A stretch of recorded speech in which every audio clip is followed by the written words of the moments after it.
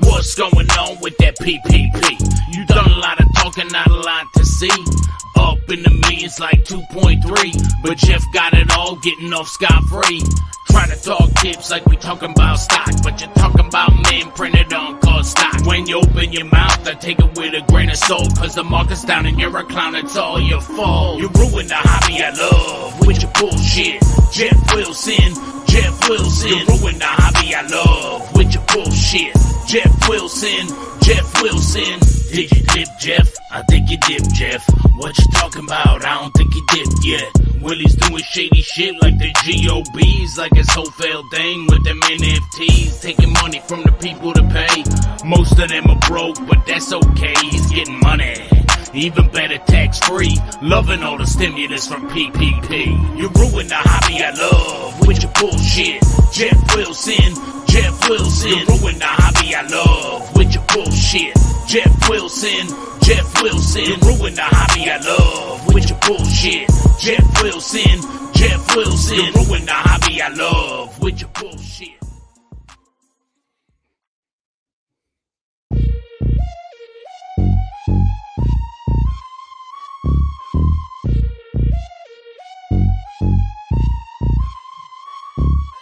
B-side on the beat.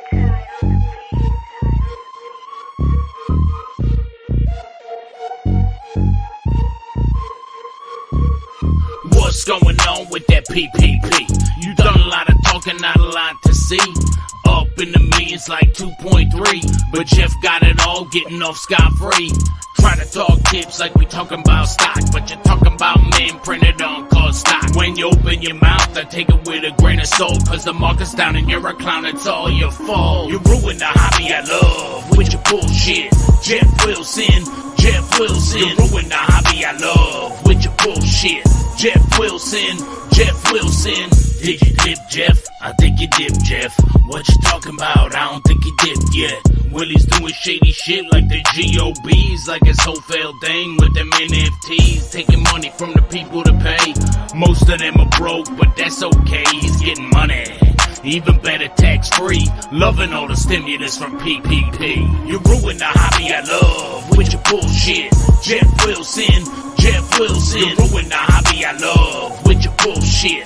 Jeff Wilson, Jeff Wilson. You ruined the hobby I love with your bullshit. Jeff Wilson, Jeff Wilson. You ruined the hobby I love with your bullshit. What is going on, everybody? Hopefully, you guys are doing well out there. That is right. It is another Thursday night around the globe. 5:33 Pacific time out here on the beautiful West Coast.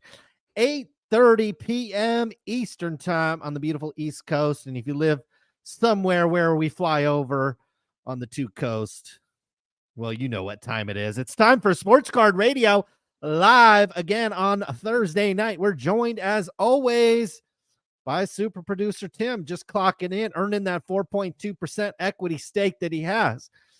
Fortunately for him, we did not get that buyout offer from the hustle culture, the leaders of the hustle culture, Michael Rubin. What's the other guy's name? Gary V. And Josh Luber. And the number of influencers out there that are spending tens of thousands of dollars on cards and instead of spending it on a website that gets more traffic, more eyeballs, and a program that gets more live viewership than virtually all other programs combined. They're buying second-tier NFL players in their second and third year before the NFL draft. They're doing all kinds of mistakes. They should be sending that offer over here to Sports Card Radio. But in the meantime, before we get that sweet little buyout deal and retire to our respective mansions and islands on the beaches and coast of California, we're here to talk about sports cards. Got a busy news day.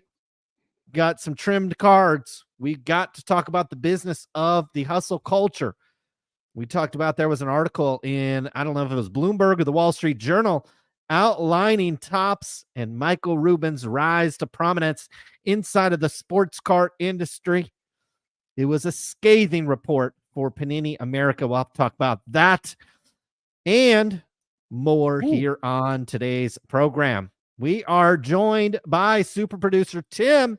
And before I throw it to Ryan, we have some very, very important news that we need to get from Mr. Kim, who boned out on us last week before time was up on the program. We almost cut his equity stake when he was not here for the last 30 to 40 minutes of the show.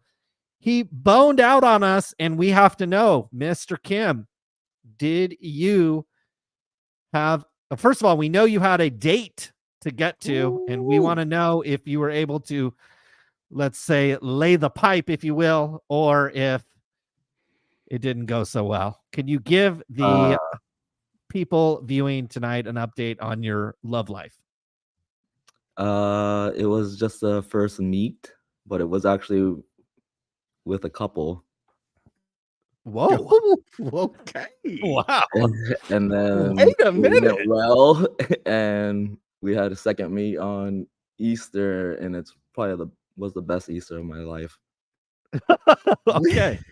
And so we mean couple. This is like a husband and a wife, or what do we mean by couple? Husband and wife. Husband Wow. and wife, yeah. Okay. Man. Married for 14 years. So we could. So could you say it's safe to say we could call you Boy Toy Tim Kim from now on, or is that an appropriate allocation of your resources over Easter break, or is this something more than that? I don't know how to answer that. Wow. You don't have to You answer got like it. an NDA. Well, you don't have to. I think he gave us enough. I mean, the imagination is running wild. We've got a couple out here in California. Beautiful times. Thank you, Mr. Kim, for the update. It was even more and better than I would have thought could have happened. Ryan, Yeah, I have another date tonight as well. So with a couple or with just a single with person? them, but Okay, wow. Yeah. But with a different couple? No. Okay. I was gonna It's say, regular. wow, you are racking it up. Okay, well, that's fantastic. Ryan, when's the last time you've been out with a married couple? Probably you and your wife, probably for like Thanksgiving. So very G-rated, probably. Now you've been out with married people, but they usually you met with just one of them. I did. Yes, I do have some crazy stories about that. Maybe we'll save that for later in the episode. I am a little tipsy, so this could go off the rails already. I think it already has. It already has, but what we need is a spin-off show, and we need to get some cameras, some good lighting, some producers down over to Tim Kim's house, and we need to have like Sports Card Radio After Dark. I told you. Sponsored by Tim. I wasn't kidding about the OnlyFans breaks. My Lord, have mercy. This sounds like it could get lucrative over here. So I think we have a new spin-off show coming any day over here at Sports Card Radio. And I don't than Cards HQ. I don't think you're lying there. You ain't lying one bit. It's a low bar though. Ryan, what do we have going on tonight? Aside from several drinks that I've had already, so this could go off the rails quite early. But we will be at a card show this weekend. I'm very much looking forward to it for several reasons. But one of the reasons being that Jose Canseco, aka, ladies and gentlemen, the godfather of steroids there. So I'm hoping that I can acquire not the Kurtz Card Care juice, but some other kind of juice that maybe will buff me up, and maybe I can have meet some more married women around here in California. But hopefully everybody's doing good out there. Bob Boozle, his wife, let him come hang out and watch Big Max, This Cardboard Life, who is the meme that we began the show with. That is created by him. So we owe him. He now has 0.1 equity stake in Sports Card Radio since we're using his content over here. Juan Blanco is in the chat. David asks, Philly Joe, where's Wolfie? Zup, Phoenix Rising. What's up, buddy? Thanks for the good deal on those prison boxes. I should have, next time you have a good deal on something, just fucking make me buy it. Cause I was like, man, I should have bought everything you approached me with. John Winkler is already in here with the 199 saying Tim is a mod for Jab's family now.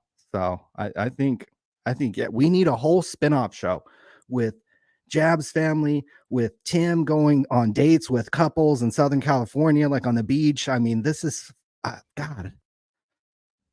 I'm getting my executive producer hat. Like, I'm so excited over here. But we got a lot of exciting things to talk about in the sports card world. We got a card show this weekend. We got hype beasts, guys, back at it. And I'm not just talking about Gary V and Josh Luber, Michael Rubin. We got some of the people that are on very own Topps cards hyping up some players. So we'll go over that. And then I want to talk about Victor Wembanyama. A lot of people in the sports card world, I'll show the thumbnails, are saying that his cards are overvalued, that they're going to tank in value. Personally, I think when every single sports card influencer says one thing, you should do the opposite. Number one.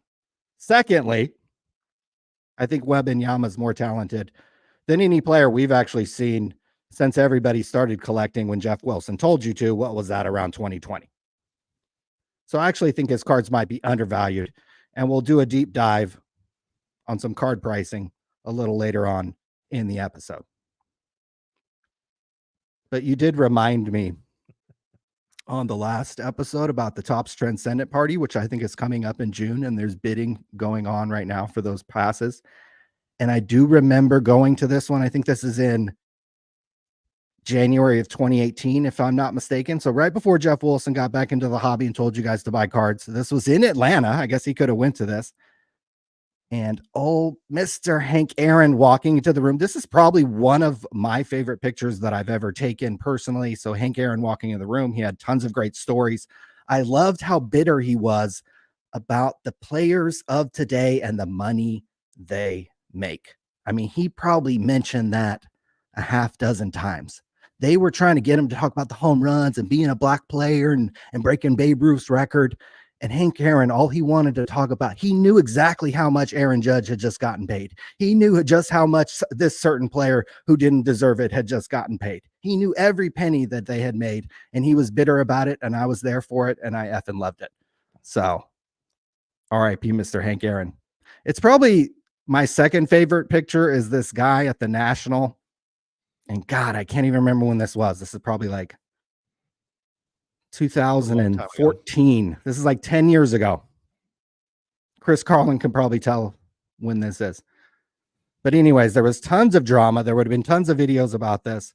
Topps, they made you stand in line for 2 hours. Then they would run out of promo sets, and collectors would get so mad about it because they didn't get their Bryce Harper card. And so this guy, after he didn't get his promo set, after standing in line, he grabbed a clipboard and he shouted out, I'm going to taking names for a class action lawsuit against Topps. Who wants to sign up? And one of the best parts of the picture is Chris Carlin, who works for PSA now, sitting in the background at the upper deck booth where he was working, sitting back and chuckling. So some good times in the hobby. And these days we get pictures of influencers. So I don't know where you want to start. Do you want to start with Jose Canseco and the HGH that I'm going to try to pick up this weekend? You want to talk about the hype beast? You want to talk about dating married couples? Well, yeah. I mean, we've got a fair amount of people viewing now. I mean, we start talking about that, we might get a bigger audience, might get kicked off YouTube as well. I tell you what, cards are hot, people are hot, the hype beasts are back, the influencers are back. I say we start there. Let's start with, I think you've got one of the guys immortalized on one of these Topps cards, Mr. Card Collector 2, taking a shot at the card community that he's not a fan of. He was. This just came into the program about an hour ago. Matt Gardner on Twitter said Card Collector 2 response after being questioned about his third, not one, not two, but third huge hit in a week. He said, real positive for kids. And the hobbyist card collector, too, apparently said these were literally bought at a third party, assuming he's meaning the boxes that he opened. But the tinfoil hat gang is always watching. In card collector, too, kind of a known as the family guy. But one of the reasons why, the tinfoil hat brigade does have their eye on him. Probably two reasons. One, he's kind of the chosen one for these manufacturers, for the hobby positivity crowd. I mean, they literally made a card of the guy. But secondly, a lot of people don't remember this, but this is 2 years ago in his hostage video that he had to make after the Mark's card situation. So what Card Collector 2 was doing is he was running like a PSA group sub business. He was taking in these cards at his shop and just sending them over to Mark's Cards. But he really never let anybody know about this. Mark's Cards went bankrupt, didn't pay for any of the inventory they sent over at PSA. PSA was holding the cards hostage. And I think Card Collector 2 had to come out of pocket over $100,000 to pay for these cards and get them back into collectors' hands. But it kind of poses a lot of questions. I think I mentioned this at the time, and this is quite a long time ago. This is 2 years ago. Why the hell were you doing business with Mark's Cards?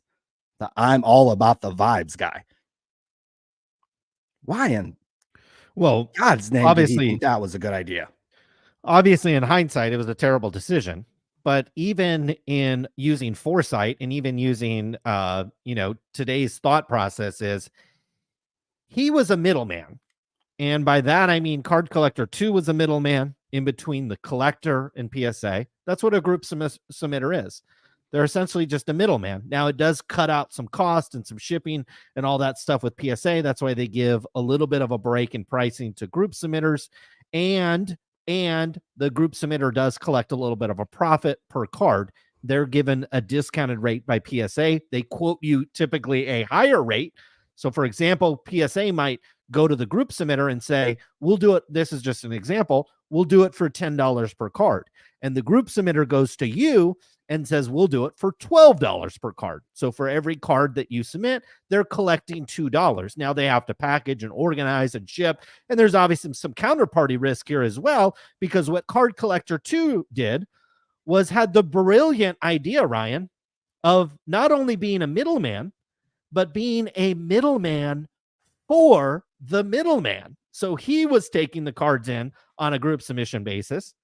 He was taking those cards, then shipping them off to Mark's Cards, who was also a middleman, who then would take them over to PSA. But as we come to find out, Mark's Cards was collecting fees from maybe Card Collector 2 and many other collectors out there.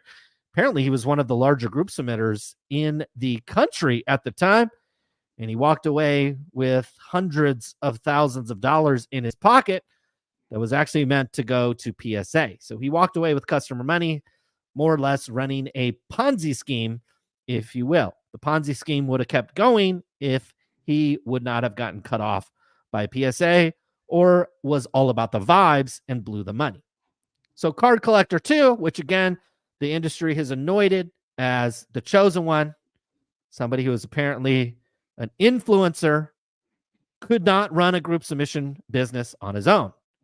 He had to take the cards in and send them to another group submitter. He could not, for whatever reason, I don't know why, he couldn't figure out how to do that themselves. And we've talked about it here many times on the program. We still can't figure out why collectors can't do this on their own as well. Why do you need a guy like Cards Collector 2? Why do you need a guy like Mark's Cards? Why do you need these guys to grade your cards? So you buy the cards, you need somebody else like PSA to tell you the grade of that card. And so you also need somebody else to send that card in to the grading company that's going to tell you what grade that picture of a man is. And what we find out over the past year, Ryan, is not only that, but we need another man to sell us a cleaning kit. So we need a picture of a man. We need a cleaning kit sold by another man. We need to get our pictures of men. We need to, and also it stretches out further than that, Ryan. Most people in this hobby need another man to tell them what to buy. They need Jeff Wilson, Card Collector 2, Mojo Sports, any of the number of influencers out there, the hype beast, if you will, the Gary V's, the Jabs families. They need them to tell them what to buy, when to buy it, what sets to buy. Then they need to get another man's cleaning kit. They need to rub that down. And in some cases, you get another man to clean your cards for you, because you can't, heaven forbid, you clean your own cards yourself. No. Got to send that to another man, have him clean the cards for you. Then you send that picture of a man to another man, like Card Collector 2, who takes that card, sends it to another man called Mark's Cards, who then sends that to another man who will tell you the grade of the card. So unlike our producer, Tim, who is commingling with the men and the women, the men of this hobby continue Not the to men. make the wrong mistakes. Just grouping, like having a Not five the star. man. He's just watching. Well, that's just watches hey, fair enough. Either way, it's fine. I really can't pass judgment on any of that. At some point, it all kind of blends together, I'm sure. But Mark's Cards, Card Collector 2, the cleaning kit, all the influencers that tell you when to buy, when to sell, what to buy, how to buy. It's all related. It's all a circle jerk. It's all these influencers telling you what to do. It's the hype culture. And apparently, if you talk about it, and apparently, if you draw a question to it, especially if you're not on the break or you're not a customer, you're part of the tinfoil hat crew. But what the tinfoil hat crew knows about Mr. Johnson is he apparently doesn't even know how to run a group submission business on his own, since he needs another man to run that for him. And that other man, clearly he didn't do any financial or personal vetting on, since that man ran off with the customer's money, and in some cases, maybe even their cards. I And am when you're so hitting- glad that. No, go ahead. Oh, I was going to say, I'm so glad that you mentioned that people in this hobby need other men to tell them what to buy. Because that is exactly what Card Collector 2 paved the way just 8 days ago. He paved the way for not only, for people to hype this particular card, but he also paved the other way for other influencers to do a similar thing. Here he is in true hype beast fashion. Says, I bought B. John Robinson's best rookie card, $10,000 plus card. Who is B. John Robinson? The guy Desmond Ritter, I guess, couldn't get the ball to, and why Desmond Ritter got traded, because Okay. B. John Robinson is a running back for the Atlanta Falcons who does have some skill, but I don't know about to the tune of $7,500 for this particular card. And what I believe this paves the way for, I mean, it is probably already in the editing room. This guy Rothscard this guy's boner, Rothscard's boner, when he saw this video from Card Collector 2, was from here to Oklahoma. Because let me tell, where's he at? Columbus, Ohio, excuse me. Because what Rothscards is going to do, and probably has already done, is he's going to take the second best running back to be John Robinson in the last couple of years, or the next hyped running back to be John Robinson, find his stupid effing black finite 1-of-1 card, and there's like 4 of them. There's not only just one of them. There's like 4 of them. You find whatever the one you need to find. You get it. You go over to Cart's Card Care. You rub the juice down on it. You send it to your grading company of choice. I don't give a F who you send it to. And you hype it the same way you guys were doing quarterbacks just 1 year ago. Remember, it was Roth Cards who got Jeff Wilson to spend nearly like 30K on some fucking Desmond Ritter cards. Then he came back like a couple weeks. Then he came back a couple weeks later and was like, "Oh, here's fucking Sam Howell." So the video is in the editing room, and if I was still playing fantasy football a lot, I would be like, "Whoa, he's gonna queue up the Lions running back or whatever," and he's gonna say, "This is a $5,000 card or this is a $10,000 cards." Why? Because you guys can't do this with quarterbacks anymore. You tried to do it with Mac Jones. You tried to do it with Kenny Pickett. You tried to do it with Justin Fields. You tried to do it with Trey Lance. There's Rothcard's doing it with Sam Howell. Bailey Zappi came in for Mac Jones, and you tried to do it with him. Jeff Wilson tried to do it with Desmond Ritter. You tried to do it with Zach Wilson. You guys could probably think of another half dozen more in the last few years. So this is just a cycle that repeats itself.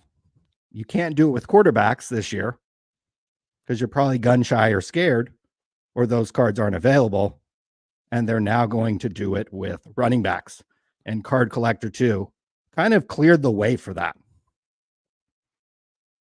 And I don't know if this is a good thing or a bad thing for hobby. Certainly they can hype whatever they want. This inspired me I'm going to hype a fucking card and a player today. Later on in this show, I'll go fucking full on Don West, Card Collector 2, Jeff Wilson. I'll hype a guy. You guys can hype Bijan Robinson. I'll hype who I want to hype.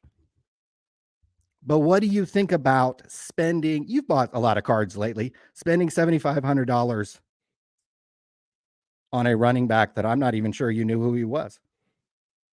I was not aware of who he was, and I don't know if it's just I did not catch any Falcons game this year. They didn't play. Maybe they played the Bengals. I can't remember. I watched the Bengals. I watched the 49ers. If the team doesn't play that, or they're not one of these elite teams that are on Monday Night Football, Thursday night, Sunday night, that type of thing, I tend to not. I don't play fantasy. I don't gamble like our buddy Seablaz is doing these days.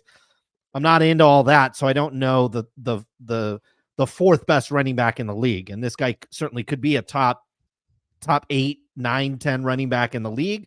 But, how many running backs over the past couple of years, we don't have to get into a deep discussion on this, but how many running backs over the last couple of years have really made a huge impact on the hobby?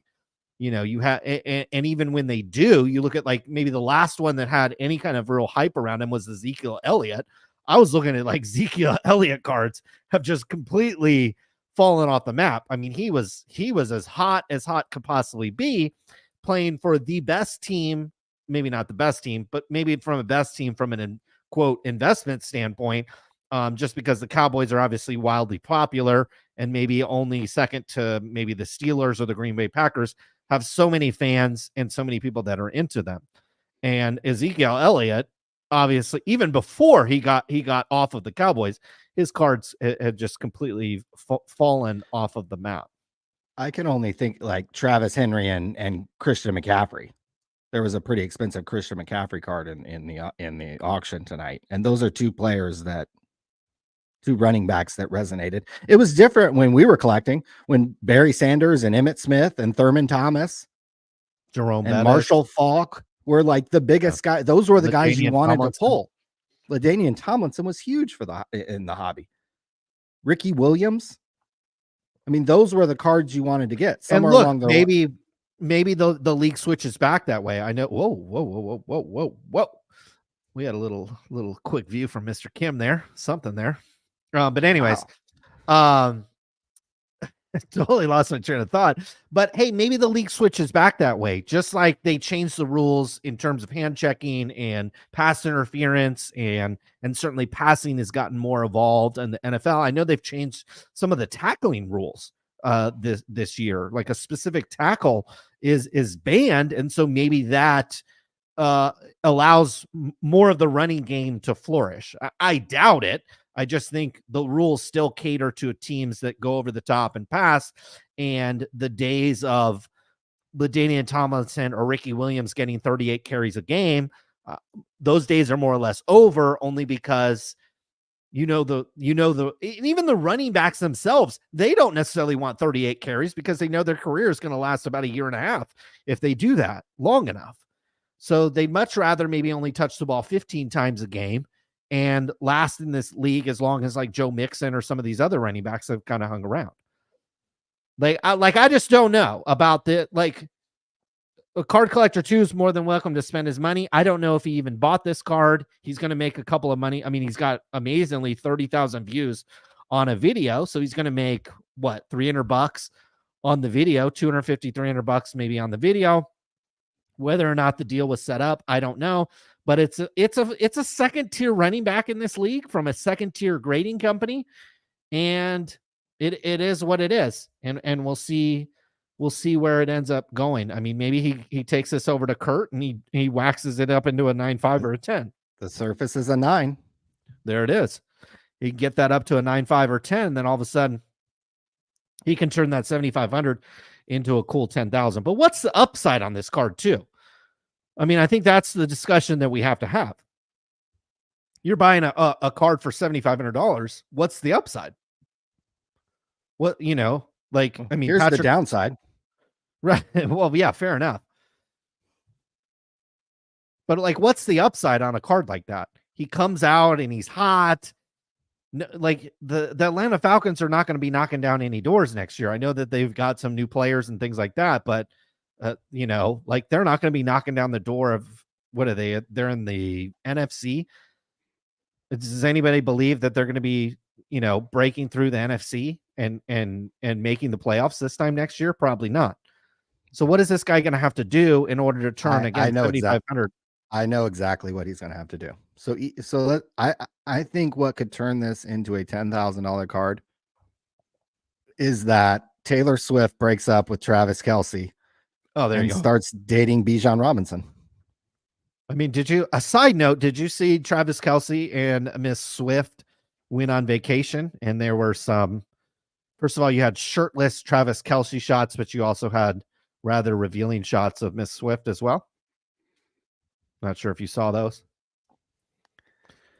Yeah, I'm sure that was in I'm sure that was in the viewing. We got lots of, I'm telling you, we need a producer down there. We need a producer, camera crew, lighting. I know some producers in LA. I need to be the executive producer on that. My name needs to be in the credits because that's how we're going to make some money. So I had dinner, believe it or not, I had dinner with some executive producers that worked on real hit big TV shows. And they were instead of getting paid more in Hollywood, what they've done is they've just added more people to the executive producer list. And so instead of getting paid more, they just make you a quote executive producer. So when you see these long lists of credits for executive producers, that's where I'm gonna be.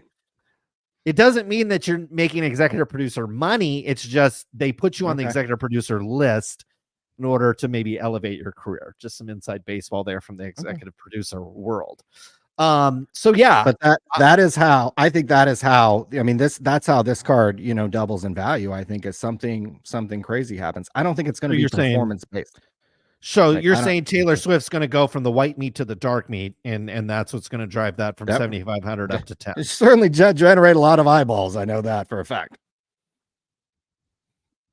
Certainly create a good rivalry between the Falcons and the Chiefs. But I'm not spending big money on any football player until somebody beats Brittany Mahomes in a football game, let alone Patrick. Okay. Okay, fair enough. Or I did bid on this. Hold on one second. Billy Joe with the $20 says, Bo, a fan of the show, I think. We're certainly fans of his. 1 million card project, who has a really amazing sign and obviously an amazing collection of Chicago Cubs cards. Sounds like he's getting his 1 millionth Cub baseball card tomorrow night at the great Wrigley Field, which is just absolutely beautiful. And says, congrats and let's go. I think I said on it that's from Philly Joe with the $20. Thank you for the $20 and thanks for letting us know. I think we set, I really want to get this guy on when he hits his million. He doesn't have to be on immediately, but on his own time schedule, it is an open invitation to the 1 million Cubs project. We'd like to have you on the show when you hit 1 million cards, just to talk about the journey and those types of things. Be honest with you, that's what I don't really like. I won't watch the Card Collector 2 video. I spent $7,500 of my mommy's money on a third tier running back grade by a fourth tier grading company, I won't watch this. This doesn't really have me excited. Now it does have a lot of the hobby excited because 40,000 views on a sports card video is actually quite a bit. It's in probably the top 1% in terms of videos that are posted. So clearly the hobby wants to see this. I don't have any interest in this. I don't have any interest in a third tier running back who's probably out of the league in 2 years.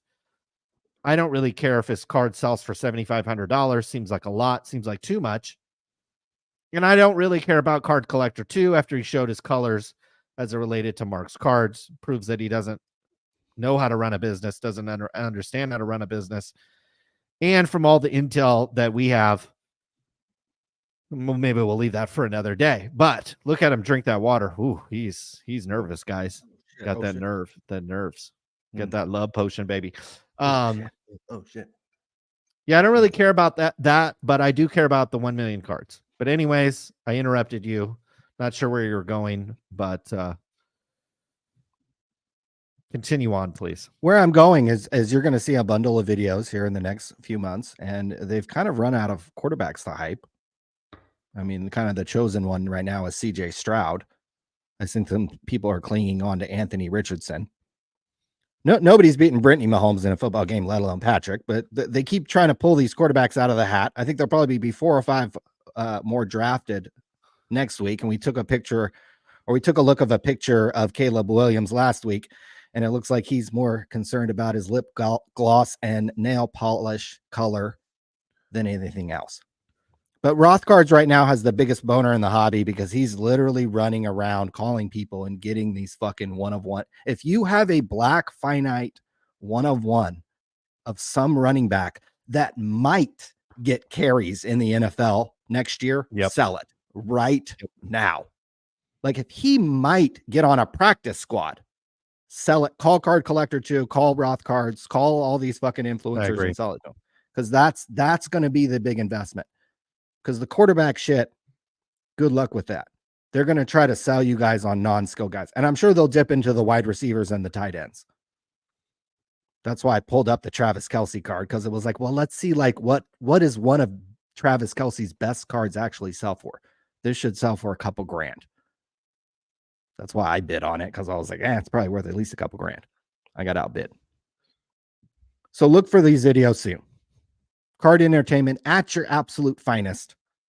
And if you have some Prism black 1-of-1 cards of a running back, get to them soon. Before I get to Victor Wembanyama, I'm high bid on this Olivia Dunn card. Isn't this a better investment than any NFL running back card? Well, she is a senior, and I think she just finished up her career almost at LSU. And so, yeah, to me, it's like, what's next? What's next for her? Does she fade off into just the kind of the social media influencer, or does she take another stepping stone into something else?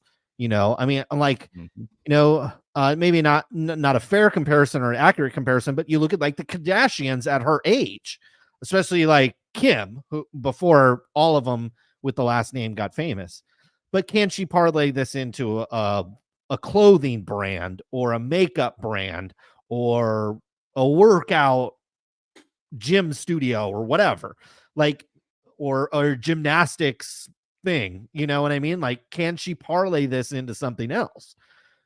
She parlays this into something else. All of a sudden she turns herself into more than a pretty college girl that is interesting into somebody that is a businesswoman, an entrepreneur, maybe a TV show, things like that. So if she parlays that into that, what do Kim Kardashian autographs sell for? Like 1,000 or yeah, a lot. Well, she is dating. Livy Dunn is dating one of the top prospects in all of baseball. I think he was one of the top draft picks. And if I really should not drink and do drugs before doing the show, but you learn lessons every day. At least I didn't buy a $7,500 Bijan Robinson card. I don't know why every single influencer isn't on here right now trying to win this Arch Manning card. I mean, isn't the guy that this is the guy? If you can't shove Caleb Williams down your throat, does he paint his nails? Let's zoom in. Okay, I don't see any nail polish. I don't see any lip gloss. On on This Texas. might be a solid. This might be a more solid investment. But isn't kind of this the next guy? Well, yeah. Has to be at I don't even know if he's $6,000. getting I don't know if he's getting a shot next year. I think they might have somebody else there, but maybe it is next year. I could be wrong about that. Okay, well they'll be Roth cards will be getting a boner about Arch Manning here soon. Sure. This Kenny Pickett card. This sold for like $500, I think, a month ago. So Yeah, this is a lesson in obviously how bad things can go. But I'm a high bid. I'm high bid. So this is when I jump in at distressed quarterback. Not even like his rookie. That's an insert rookie. I don't know what you're thinking they're bidding on that card for any amount of money over like $4 or $5. But geez Louise. You're the high bidder on that. I'll sell it to his girlfriend. I'll sell it to his girlfriend. Have you? I don't know if he's not going to have a girlfriend after a while. He's not going to be a top quarterback. So that girl's going to go find the top player and go date him. Ooh, wow. Please, somebody in the chat bail Ryan out and outbid him on that. I mean, you're bidding like that's half as much as that Kobe Bryant card. Kobe Bryant actually has done something in his life. Kenny Pickett has never done anything. So, period. He certainly did. That's why I said you shouldn't drink and do drugs before the show. I mean, yeah, you're almost paying as much for Kenny Pickett as a Wilt Chamberlain, who's like... This isn't a very nice card. That's not a very nice card? This is a very nice card. No, I said this is a very nice card. Yes, it is. Yes, it is. Fantastic. In all his uniforms as well, which is kind of cool. Yeah, there's a lot of people who aspire to be, they want to be like Jeff Wilson, or they want to be card collector 2, or they want to be like Josh Luber or Michael Rubin. I mean, I don't know. Wouldn't you kind of want to be like Wilt Chamberlain? Some of the stories I heard about Wilt Chamberlain, it's like, sounds like he had a pretty good life. Here's the chosen one. Hey, I don't feel bad about nothing. Here's $5,300 for a, what the hell they call this thing? A no huddle pink disco. Whenever a card has 4 names in the parallel, don't buy it. Don't buy it. If it's gold, blue, red, green, hey, we can superfractor, we can go with that. When it's called no huddle pink disco, I would stay away from that. $5,300, we won't be bidding on that. Unless it's Caleb Williams, because then that's a color match.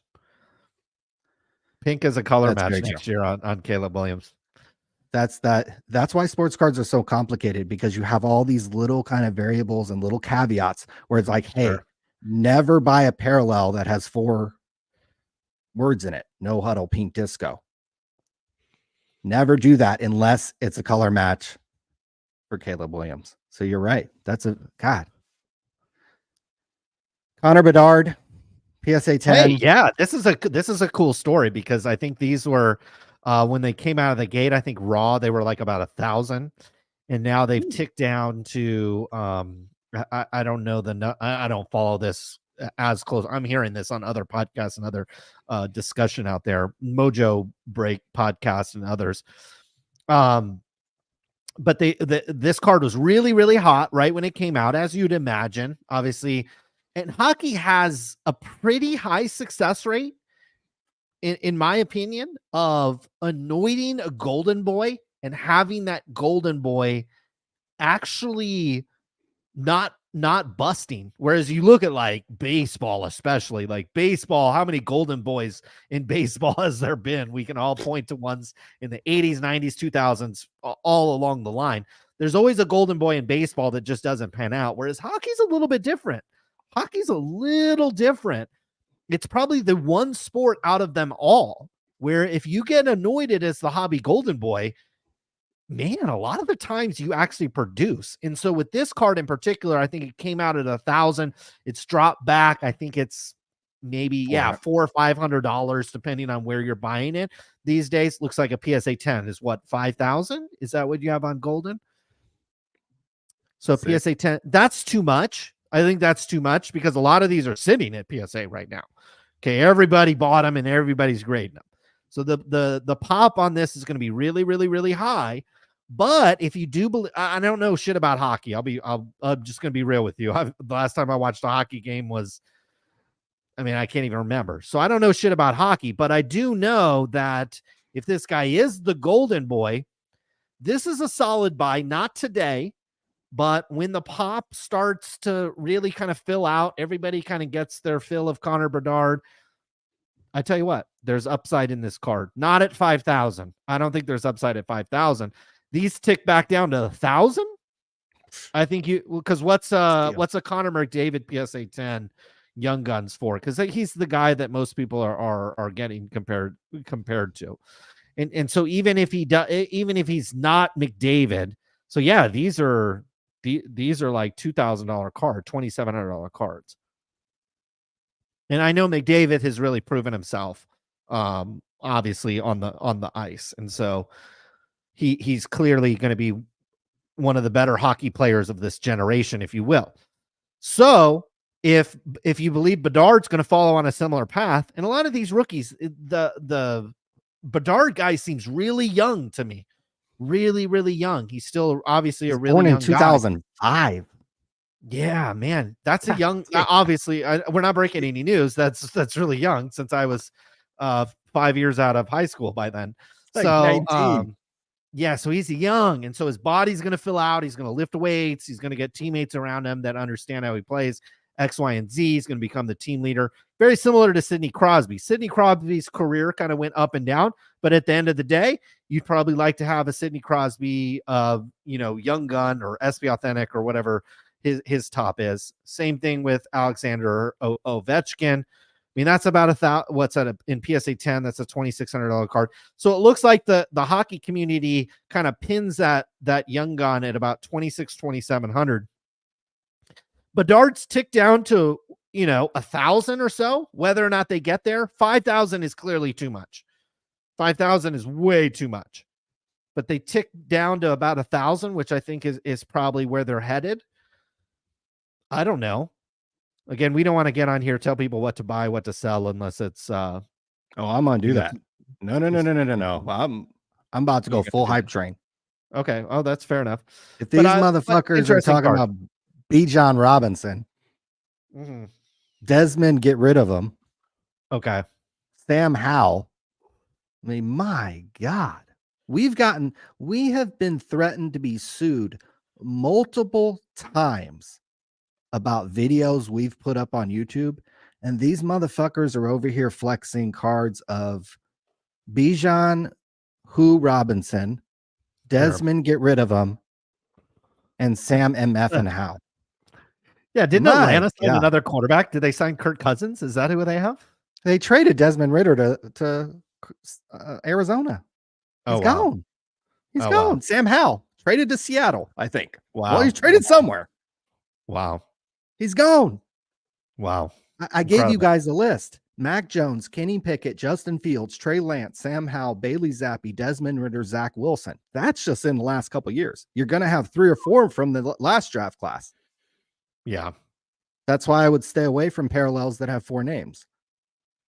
Because you never know. And guys who were banging Amber Rose in the offseason. I mean, when I want to talk about, a reality television show. But they did I think they just did get Stephon Diggs as a receiver. So that might be able to help some things there. That might be, yeah. I saw CJ Stroud several times during the year. There's no way you're going to catch me saying I don't think he's a very, very, very good NFL quarterback. But there's a lot of very, very, very good NFL quarterbacks out there that haven't beat Brittany Mahomes yet. Yeah, exactly. Beat Brittany Mahomes in a game before I start getting excited about you. Sure. But they're going to start getting excited about these running backs. So I'm still high bid on Kenny Pickett. Hey, we'll take one of ones. Travis Kelce. I like Kelce, especially if he gets married to Taylor Swift. Do they have children? I mean, this is just this is something that could carry him off into the stratosphere. This is a huge card. I mean, this is a It's huge. huge card of It's his. huge. I mean, this is like 13 too. Like that's one of the first. That's gotta be maybe one of the first years of Prism. Maybe not. I think it was. Will Chamberlain. These have sold. His autographs, depending on the item, can sell for tons of money. Now, this is an aftermarket autograph. This isn't Looks pack good though. pulled. Yeah. His pack pulled stuff sells for, oh my god, Yeah, a lot. insane amount of money. Yeah. So I'm not feeling bad about 1,000 on some Will Chamberlain. But to me, it just makes it seem like it's underpriced. If you got Stroud at 4,000, you got Bedard at 5,000, Kobe's at 12. I tell you what, Will Chamberlain for under $1,000 seems like a hell of a deal. And you got Livy Dunn at about 110, who's the smoke show. Let's be real. Let's be real. Let's be real about Victor Wembanyama, though. Oh wow, we're going there. Because I've seen videos. I could post a whole bunch of thumbnails about people saying, "Oh, Victor Wembanyama cards are overpriced." Two things. When every single influencer says something, I would actually do the opposite. Secondly, I'm not sure they're actually correct. I do appreciate the influencers that if they have a take, they kind of stick with it. So Mojo Sports, he says the worst sports card to invest in right now. I totally disagree. And I'll show why. I think where this hobby's already confusing enough, and then you have these fucking morons like the sports card invest guy who he dropped like 50,000 on 4 James Harden cards or whatever it was, that clip that we play sometimes in our videos. I don't get it. One title of the video is "Sell Victor Wembanyama cards ASAP, major crash incoming." But then like months earlier, it was 5 Victor Wembanyama cards to invest in now. It's so fucking confusing. Even the sports card investor, mixed messages, pump the brakes hard on Wemby. And then a month later, hunting for one-of-one Wemby in 2023 Prism. So if you're pumping the brakes hard on Wemby, should you be opening the fucking boxes at $1,000 each? Probably not. So I don't like the mixed messages out of these influencers. I appreciate the ones that have a take and stick with it. I'm going to have my own fucking take. I think his cards are undervalued. I came on here a couple months ago whenever the season started, and I was like, oh, he's going to have a 40-point game. And I think I got scoffed at. I was like, no, he's going to have a 40-point game easy. Well, he had a 40-20 game. Yeah, you didn't think so. No way. But I'm used to you ignoring my takes on basketball. I invented Steph Curry, by the way. Wembanyama became the first rookie since Shaquille to have a 40-20 game. I'm not surprised at all, because this guy is the first rookie since LeBron that I'm convinced is going to win a fucking title and perhaps dominate the league. And they're going to be talking about Wembanyama if he doesn't get hurt, and that's a risk for every athlete. It's a risk that Luka Doncic is going to eat too much lasagna tomorrow and be fat. If Wembanyama doesn't get hurt, they're going to be comparing him to the likes of Shaquille, to the likes of Wilt Chamberlain, to the likes of Kareem. Perhaps they might dip into the LeBron, Kobe, and Michael category. The guy's going to be unbelievable. So when people are saying these are the worst investments I've ever seen and they're so overpriced, so I was thinking to myself, well, fuck, they must be like way overpriced then. Let me go look at the values. So what does a fucking stupid Luka Doncic card cost? The guy you guys flipped out over, what is it, 5-6 years ago? And he made one Western Conference Finals?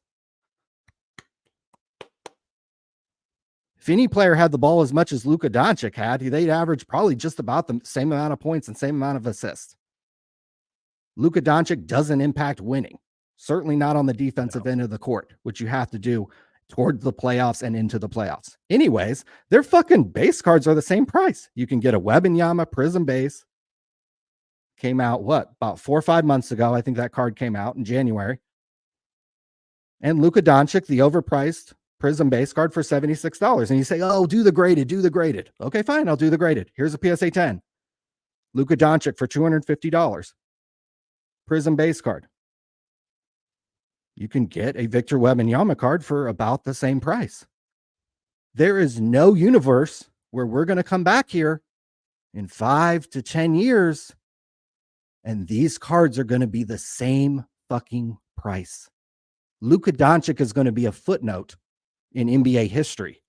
They're going to be talking about Victor Wembanyama, but well after I'm dead.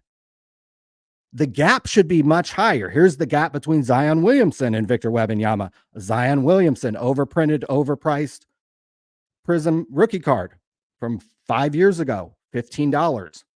Wembanyama, $80. Should be a way bigger gap. The gap between Zion Williamson and Victor Wembanyama is like the gap, the girls that I'm able to date in Livy Dunn. That's the size of the gap. Now, if you don't believe me, guys, cards have been around a long time. The hobby didn't start when Jeff Wilson told you to buy Will Greer cards. The hobby has some history to it. So let's go back to 0304. Here's a Dwayne Wade Topps Chrome rookie card when Topps Chrome was a really good set. I should also mention that Wembanyama's a Fanatics exclusive and doesn't have autographs. Zion Williamson does have better cards you could buy. You could say the same about Luka. Wembanyama cards are way underpriced compared to Williamson and way underpriced compared to Luka Doncic. Here's the 0304 example. Dwayne Wade's rookie card is $20 these days. LeBron James is $700. Look at that gap. Wow. Look at that gap, guys. And Wade had a great career. Better than Luka's probably. This is the gap you're going to see between Luka and fucking Luka is Dwayne Wade. Wembanyama can be LeBron. So in my opinion, you're going to see huge gaps in price between Hall of Fame level players and fucking GOATs. Don't believe me? What about it? Well, let's take it back further. Okay. Hobby started before Jeff Wilson and Card Collector 2 and Roth cards. Here's 1996 Topps Chrome. I think a product that was retail only. So it's kind of hard to get. 96 Topps Chrome Allen Iverson PSA 9. You can buy these today for about $130. How about Kobe Bryant? That's a 10x different. Allen Iverson has as much or more cultural relevance than Luka Doncic had or ever will have.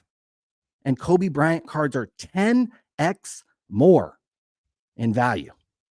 In my opinion, if Luka Doncic cards are going to be $50 or $75, this Wembanyama card probably is going to be a $500 card someday. You can see what a raw or kind of an unmolested Kurtz Card Care LeBron or Kobe base Chrome rookie card sells for. I'm comparing the Chrome and Prism cards.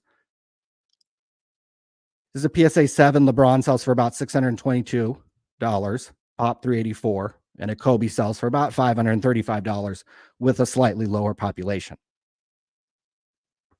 Kobe and LeBron are on the same level of greatness. We're not talking about Luka and fucking Luka Doncic. You're not going to be talking about Luka, LeBron, and Kobe. You might be talking about Wembanyama, LeBron, and Kobe.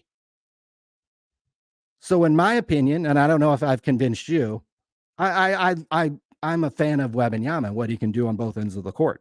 I think it's unbelievable. It's like a video game. What do you think about seeing these numbers? I am not convinced these are the worst investments in history, coupled with the fact that he doesn't have autographs. Luka had autographs. LeBron had autographs. Wade had autographs. Zion had autographs. These guys had better cards. If you want a licensed sports cards in Wembanyama, I'm not convinced. I think they might be underpriced, especially if your time horizon is quite a long time and holding these cards for a long time. What is your thought process after hearing that?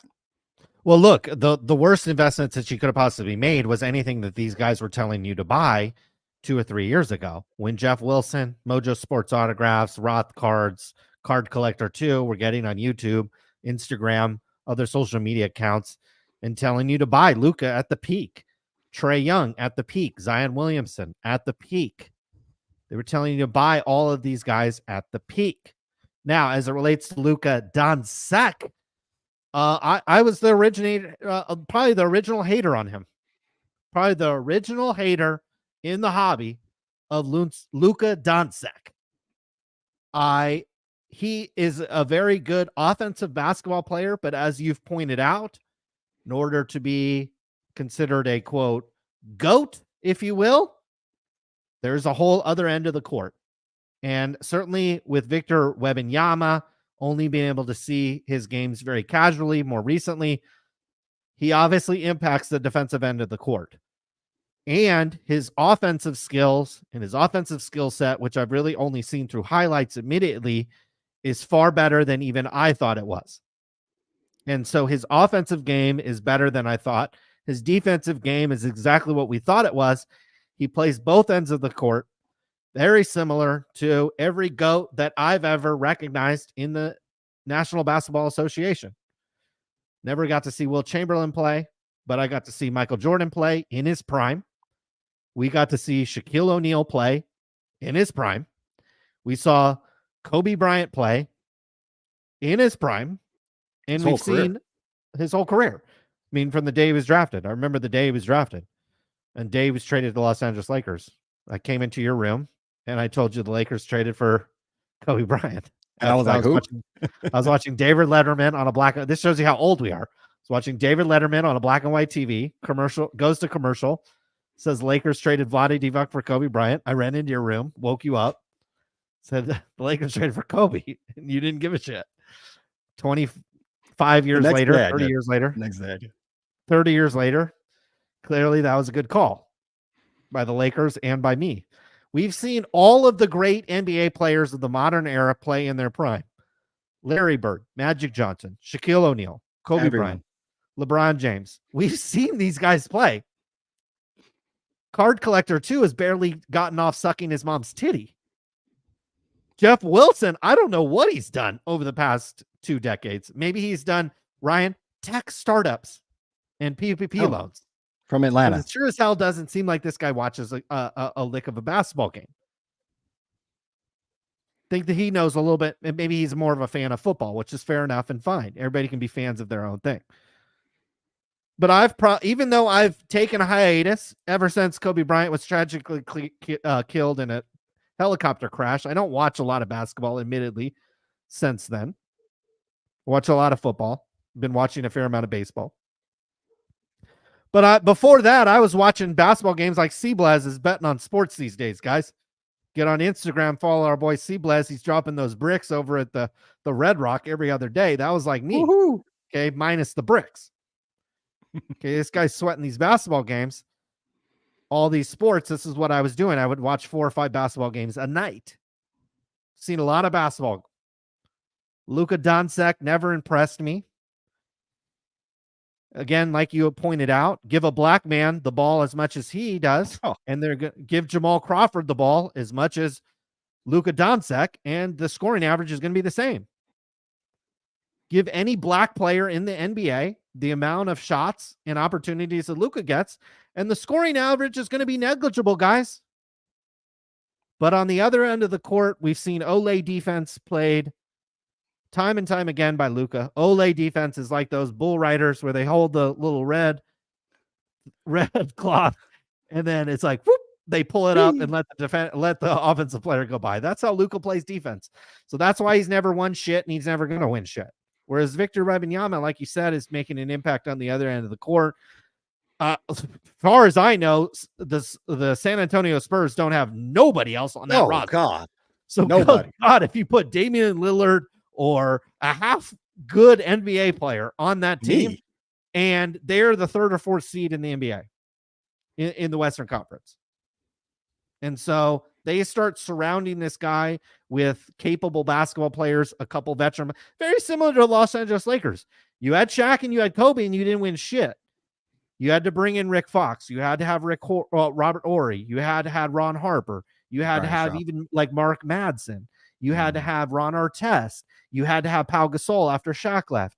You had to surround these ultra talented players. And some people would make that argument with Luka. I don't make that. Again, I don't make that argument because he doesn't play defense ever. He stands around the rebound, and yeah, he gets a rebound every once in a while. But I could stand there and get those rebounds because he wants the ball. Yeah. So Wembanyama has exceeded my expectations. I wouldn't be a buyer of his cards right this second, only because we'll move through this year. We'll get into Caleb Williams hype. We'll get into NFL hype. There'll be another NBA draft. Caitlin Williams is going to go to the WNBA. Everybody's going to be jerking that off. Maybe appropriately. Her basketball game the other day was like was higher rated than the NBA Finals. More people are watching. I don't even think that was the Final Four. That was like an Elite Eight women's basketball game. More people are watching an Elite Eight women's basketball game than the NBA Finals. So Wow. maybe appropriately, her cards, interest in her games, her activity on the court, probably more appropriate. I would I don't think in buying Victor Wembanyama cards is, quote, a bad investment. I mean, you literally just placed a bid on a Kenny Pickett card for more than what you could buy a PSA 10 Victor, basically PSA 10 best base card. You literally just clicked bid now on that. So you're kind of contradicting yourself. You're saying Wembanyama in 10 years is going to be a 10x over Luka, or it's going to be like a LeBron, which is worth 1,000. Kobe's worth 1,000. Any chrome basketball player is worth 1,000. If Luka had a chrome card, it probably worth $1,000. But instead, you clicked bid on Kenny Pickett. Well, I think you can do both. I think the point is what I've been hearing lately, and what you've been seeing in the thumbnails of these videos: pump the brakes hard on Wemby, sell Victor Wembanyama Prism cards ASAP. The worst sports card to invest in right now.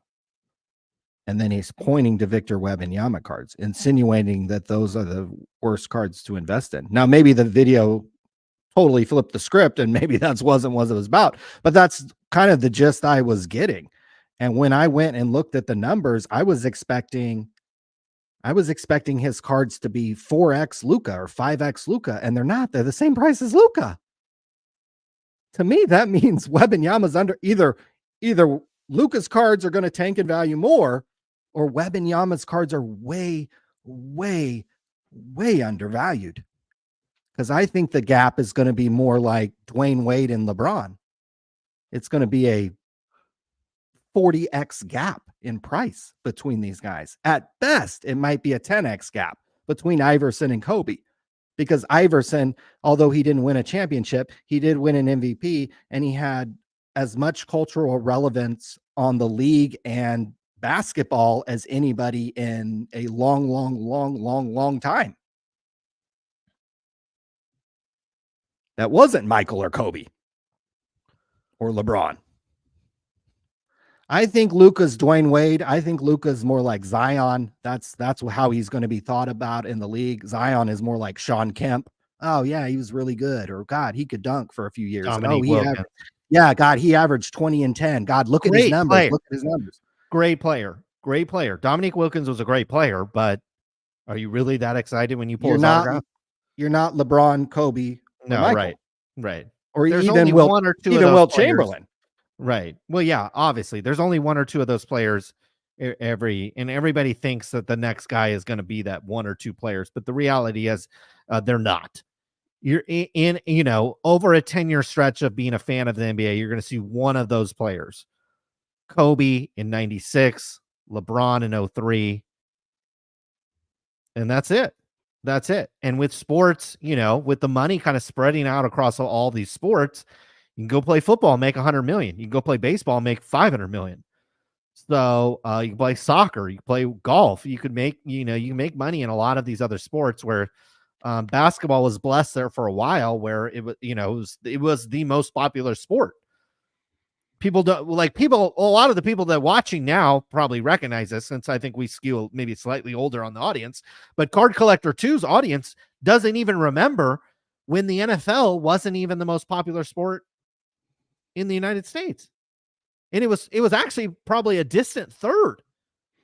Baseball and the NBA far exceeded the NFL in terms of popularity. Like these guys don't even remember that time. Don't even remember that world when baseball and basketball, NBA basketball, when you had Jordan in his prime and you had Jeter as a young guy, they don't even, and Ken Griffey Jr. is like a rookie. They don't even remember that time. They don't even remember. No. They know who B. John Robinson is, though. That's for goddamn sure. Well, nobody Sam else Howell. does. Nobody else does. Those are the guys they believe in. Yeah, well, Are those and that's God why, bless 'em. guys, a generational play. You're not going to see another Wembanyama probably for 20 years. We saw it in 03 with LeBron. Now here we are in 2023 and you're seeing it again. This is the first generational guy that some of you guys have ever seen. Right. Yeah. Ever. This is Luka it. isn't that guy. Breaking No. news. We've been telling you that since he Oh got my God. drafted.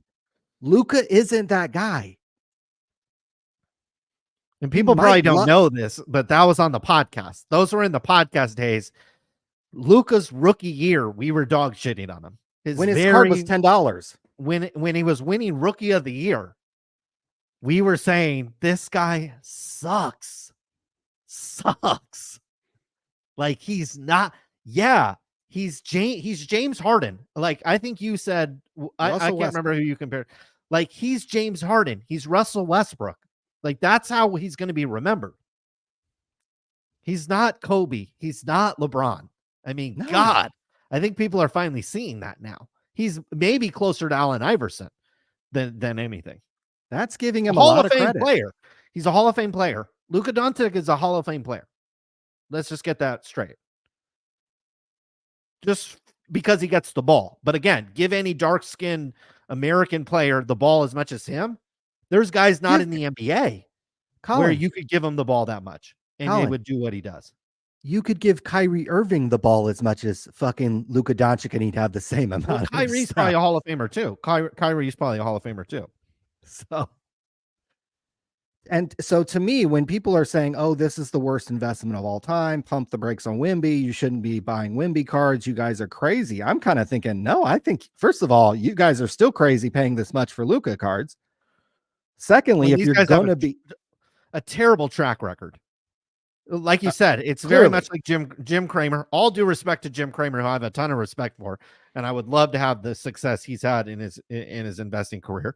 And if you get on TV and you say buy, sell, your record's probably not going to be. And he does this every night. Your record's probably not going to be great. But oftentimes you go against Jim Cramer, and it works out pretty damn good for you on a lot of his shit.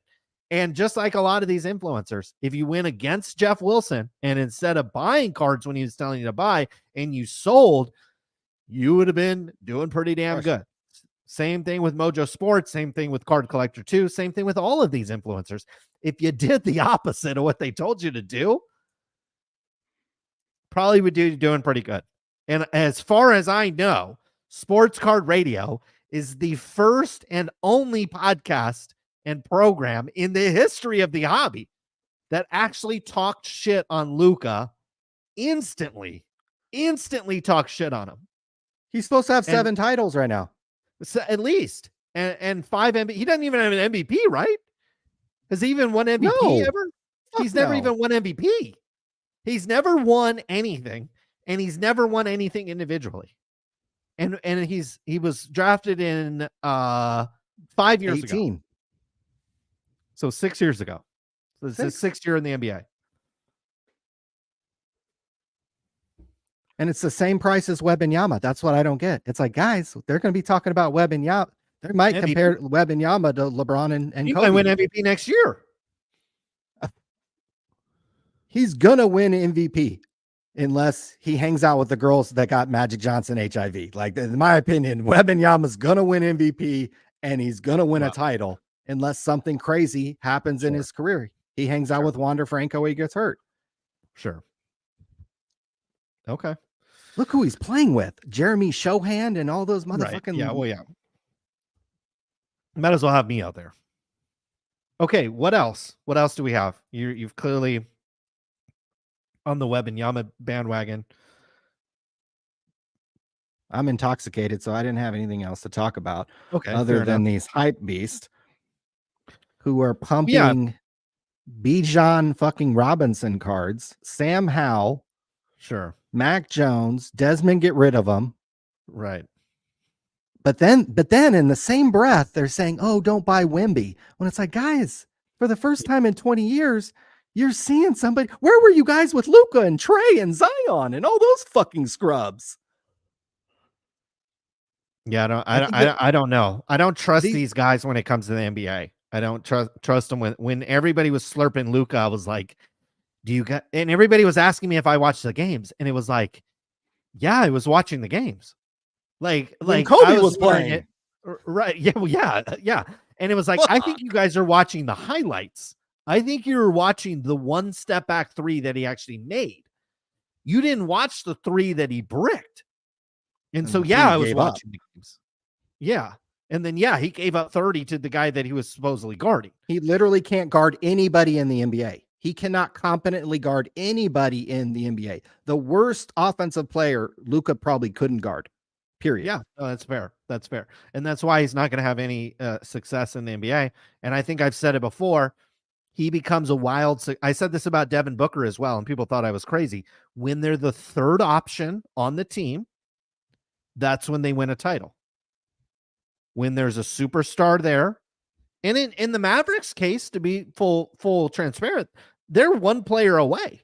They've got the point guard, get another superstar player there, and they could contend for a title. But you run the ball through Luka, and you have absolutely no chance. And you need obviously some defensive Not in the players. playoffs. Not in Yeah. the playoffs. Yeah. I was So going to bring I'm- up another point as it Okay. related to God, what's his name? Card Collector 2. And he said something about the tinfoil hat crew. And I think it's fair to say Sports Card Radio is absolutely in the tinfoil hat crew. I think it's safe to say, and proudly, a lot of us do wear those tinfoil hats. I think you can say our buddy AIH Sports is in the tinfoil hat crew. I think you could say our buddy Dan the Cardman is in the tinfoil hat crew. We don't mind going down a rabbit hole as it relates to trading cards, because people, as you've seen, as in the case of Ryan, who's clearly had too much to drink, he's spending hundreds of dollars on Kenny Pickett cards, which is a terrible idea.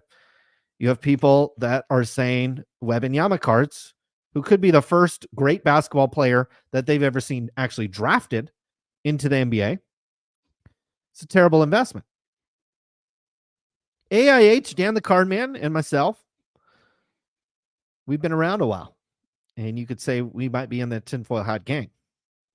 But that tinfoil hat gang does have an impact on this hobby, and I would say it probably has an impact on this hobby, maybe more than all of the hobby positivity crew combined.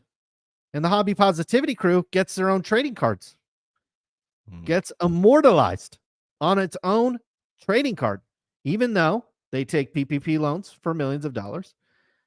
In the case of Mr. Card Collector 2, took your cards, sent them to somebody else, and that guy ran off with the money. We could bring up the transgressions of a couple other people on there, including Mr. Jobs' family, who apparently dissolved a marriage. It's no big deal to dissolve a marriage, but I think they had children. Ask that son or daughter what it's like having a family that's separated. Ask them. It's one thing to sit in this chair and say, oh, I was a husband, I was a wife, and we couldn't work it out and we're separated. Ask that child that same question, how that worked out. What he Ask thinks that. of cards. Yeah, what does he think about cards? What does he think about mommy and daddy? It's a tough question to ask. So we could go down the rabbit hole of the hobby heroes, the hobby positivity crew out there. But the tinfoil hat crew actually has an impact on this hobby. Last week we talked about, or a week ago, 2 weeks ago, I don't remember. There was a Tiger Woods card in the elite auction over at Mr. Ken Golden's website. It's a beautiful card. 1996, maybe. Sports Illustrated for kids. Tiger Woods card graded PSA 10, allegedly. But according to the tinfoil hat crew, which will also bring in members of the Tinfoil Hat crew, which I think will appreciate this. You have Tiffany Cards. It's a great follow on Twitter. Also a great website. Go to his website. He's keeping track of all of the trimmed cards. So if you're wondering out there, man, is the card I'm trying to buy trimmed? Altered card. He's got altered card database right there. And you can go to his website and see the different altered cards out there. And he's There I am. constantly, there it is. Woo, look at that. Sports Card Radio on the website. Yeah. Woo. But he's done a great job of cataloging this. You've also had people like Auburn Cards, who's part of the Blowout forums, catalog a lot of this stuff on the Blowout forums. Whether or not we've had beef with Mr. Tom Fish over at Blowout Cards, the Blowout forums does a great job of putting their tinfoil hats on and seeing this. And that's because the people at Blowout Cards, the people at Tiffany Cards, people like AI Sports, Dan the Card Man, people at Sports Card Radio, we're not spending all our hard-earned money on Rolexes, guys. We're spending our hard-earned money on trading cards. So we know what it's like. Whereas Ryan Johnson, card collector too, he's just spending his parents' money. You got people like Jeff Wilson. Guys, he's not spending his own money on these trading cards. He's spending the government's money, the PPP money on trading cards. These guys aren't spending their own money on this stuff. They don't care. They don't actually care about the cards. They don't care about you. They don't care if you buy these cards and you get ripped off. They don't care. But we certainly care here at Sports Card Radio. And AI Sports posted a video, I think it was last night, talking about this Tiger Woods that was not only taken off the Golden website after it was sitting at, what, a $20-something thousand bid? Yeah, He's taken 21. off the website. It was $21,000. Somebody was going to, I don't know who's going to pay $21,000 for this card. But I can just sit around and imagine a collector, somebody that's trying to buy a lot of these cards or always wanted this card or had this card and sold it and wants it again. They were going to whip out their American Express black card and swipe it for $21,000. And it turns out this card was trimmed. Tiffany Cards brought this up. Auburn Cards brought it up. Blowout Cards brought it up.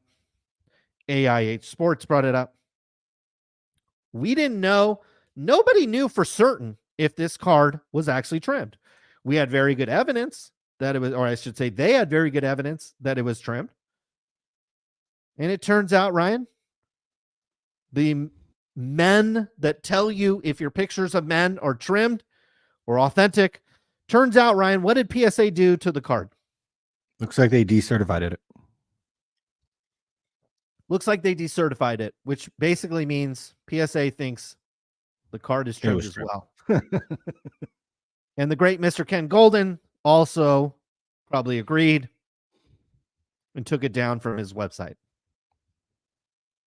as it was sitting at a $26,000 bid, which if it would have sold for that much or a little bit more, would have added another 0.1 to his acres.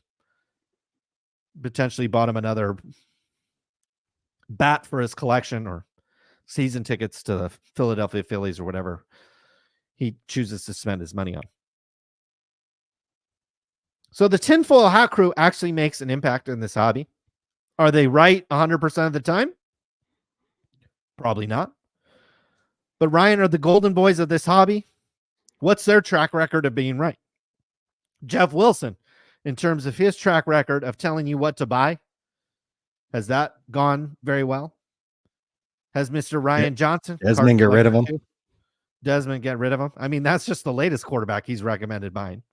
My Ryan God. Finley, Weir Grier, all these things. At least Kyle Murley is still a starter. I'm listening to him on Will Grier though. I'm fully invested. Fully invested. Fair Over enough. here, as they say. So. Tinfoil Hat crew does come through with some good calls, and it is needed. Do you need the hobby positivity crowd? Sure. There's nothing wrong with being positive. Nothing wrong with being blind to scams. Nothing wrong with burying your head in the sand, which pretty much all these people do. The hobby needs breaks with Jess. I mean, I think you were talking about going down a rabbit hole.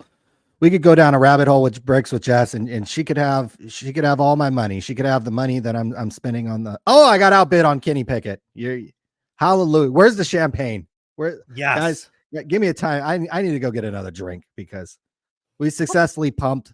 I feel like card collector 2 right now. God, I need at least a drink of water. We need to toast to that because I feel like one of these influencers right now. I successfully pumped a 1/1 Black Finite Prism, even though, like you said, it was the emergent insert card. Technically not really a rookie, but God, this is a great moment for me. So thank you to everybody watching. Thank you. I wish that was vodka, but we'll settle for that. But successfully pumped that. But I guess I'm just kind of confused by these guys because sometimes it's very conflicting messages. It's sell Victor Wembanyama, and then it's no, buy these and hold them long term, or it's pump the brakes, or then it's oh no, we're going to open a bunch of boxes and try to hit them. It's very conflicting, almost like like you said, they don't know the history of the game. They don't know the history of sports cards.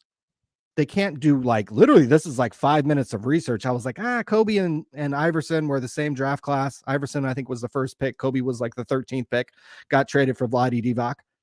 And I was like, Iverson had a ton of cultural relevance, won an MVP, made it to an NBA finals, lost to Kobe and Shaq. 10 times the value. I can see that. Wade and LeBron. This is 40 times the value. I can see that. And so I was thinking to myself, God, Wembanyama is going to have 20 times the impact as Luka Doncic. Yeah. And they're the same price. Yeah. They're the same price. So to me, Wembanyama's undervalued. I'm actually going to start looking to buy. I'm not going to buy Prism base cards, but I'm going to be buying his other cards, and I'm going to be comparing them to Luka and Trey and Zion cards. Because I think at least with right now, that's who you have to compare him to. Sure. Because of the print runs of those cards, and those are some of his contemporaries. He might have to beat Luka Doncic to win a title at some point. Luka sucks. So at least we've been on that bandwagon from the get-go. I know people are saying, oh, you guys are crazy with your Luka take. Guys, it's 2024, and he's made one Western Conference Finals. We grew up watching Michael Jordan, Shaq, Kobe, LeBron, even Steph Curry. Steph Curry's won 4 titles. We had season tickets to the Cleveland Cavaliers when LeBron James was a rookie. Okay, so we were fully invested in him. I saw LeBron James after a Laker game before he even played. And I was the only one, me and my buddy Muhammad, were the only guys who knew who he was. So we know who these guys are. Yeah. I'm not convinced. Yeah. I'm not convinced a lot of these guys. First of all, some of them are too young to, we're showing our age a little bit, knowing who these guys are, seeing them play, being around and watching them play. A lot of these guys, no fault to them own, just simply aren't that old yet. But again, they're on here trying to influence you and the hobby, what to buy, what to sell, and what is their track record. But wait a minute,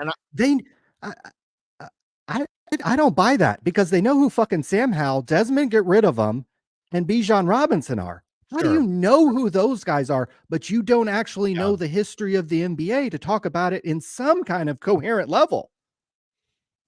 Sure. Yeah. No, yeah, I think, yeah, they're making up their own stories as it relates to the NFL, which again, don't really make sense. Don't really see a lot of 8th tier quarterbacks all of a sudden rise to hobby stardom. And some people might say, well, Brock Purdy. Well, no, Brock Purdy was drafted, and the minute he was put in, produced. Desmond Ritter has never done shit in his whole life.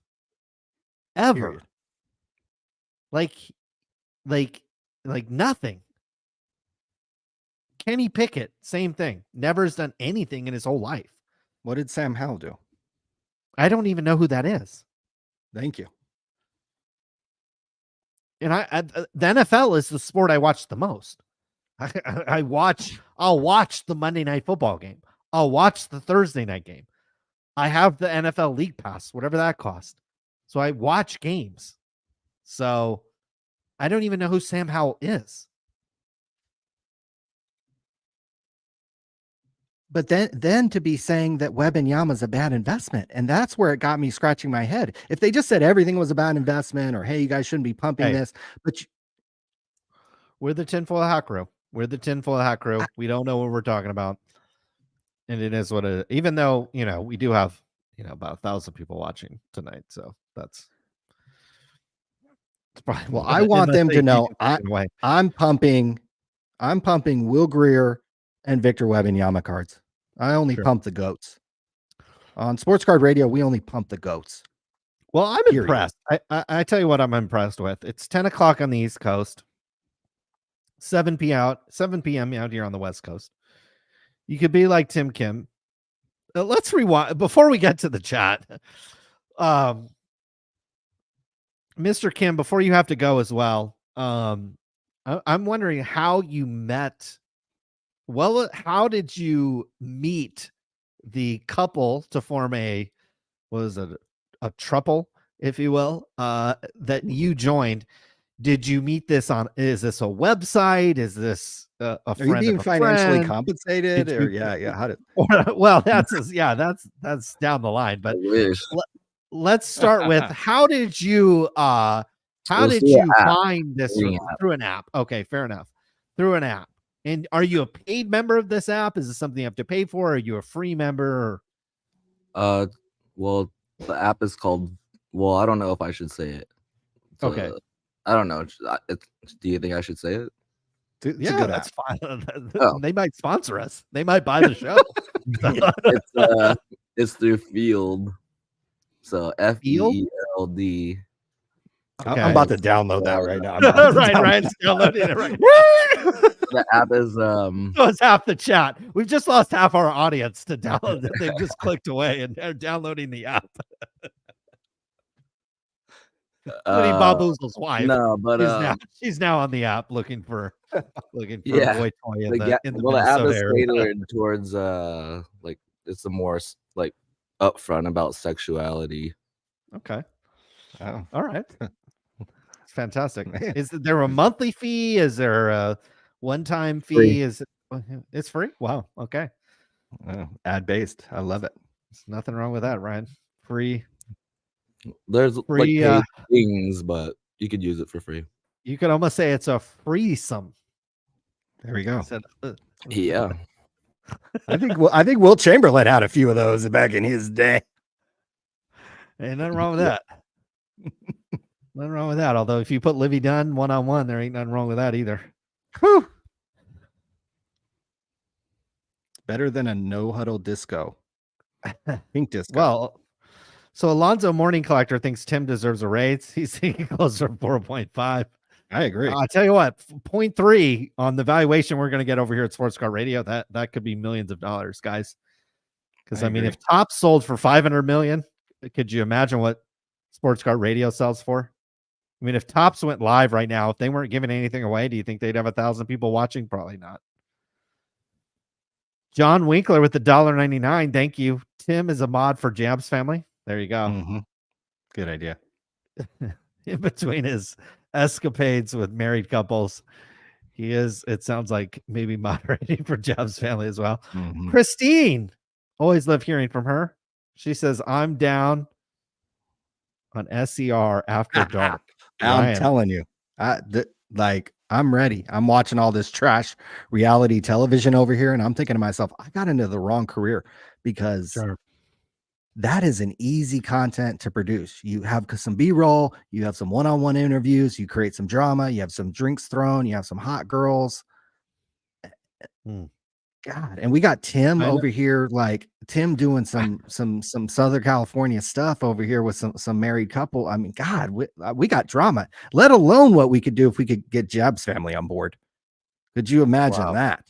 the Jabs Family documentary sponsored by Sports Card Radio. Right.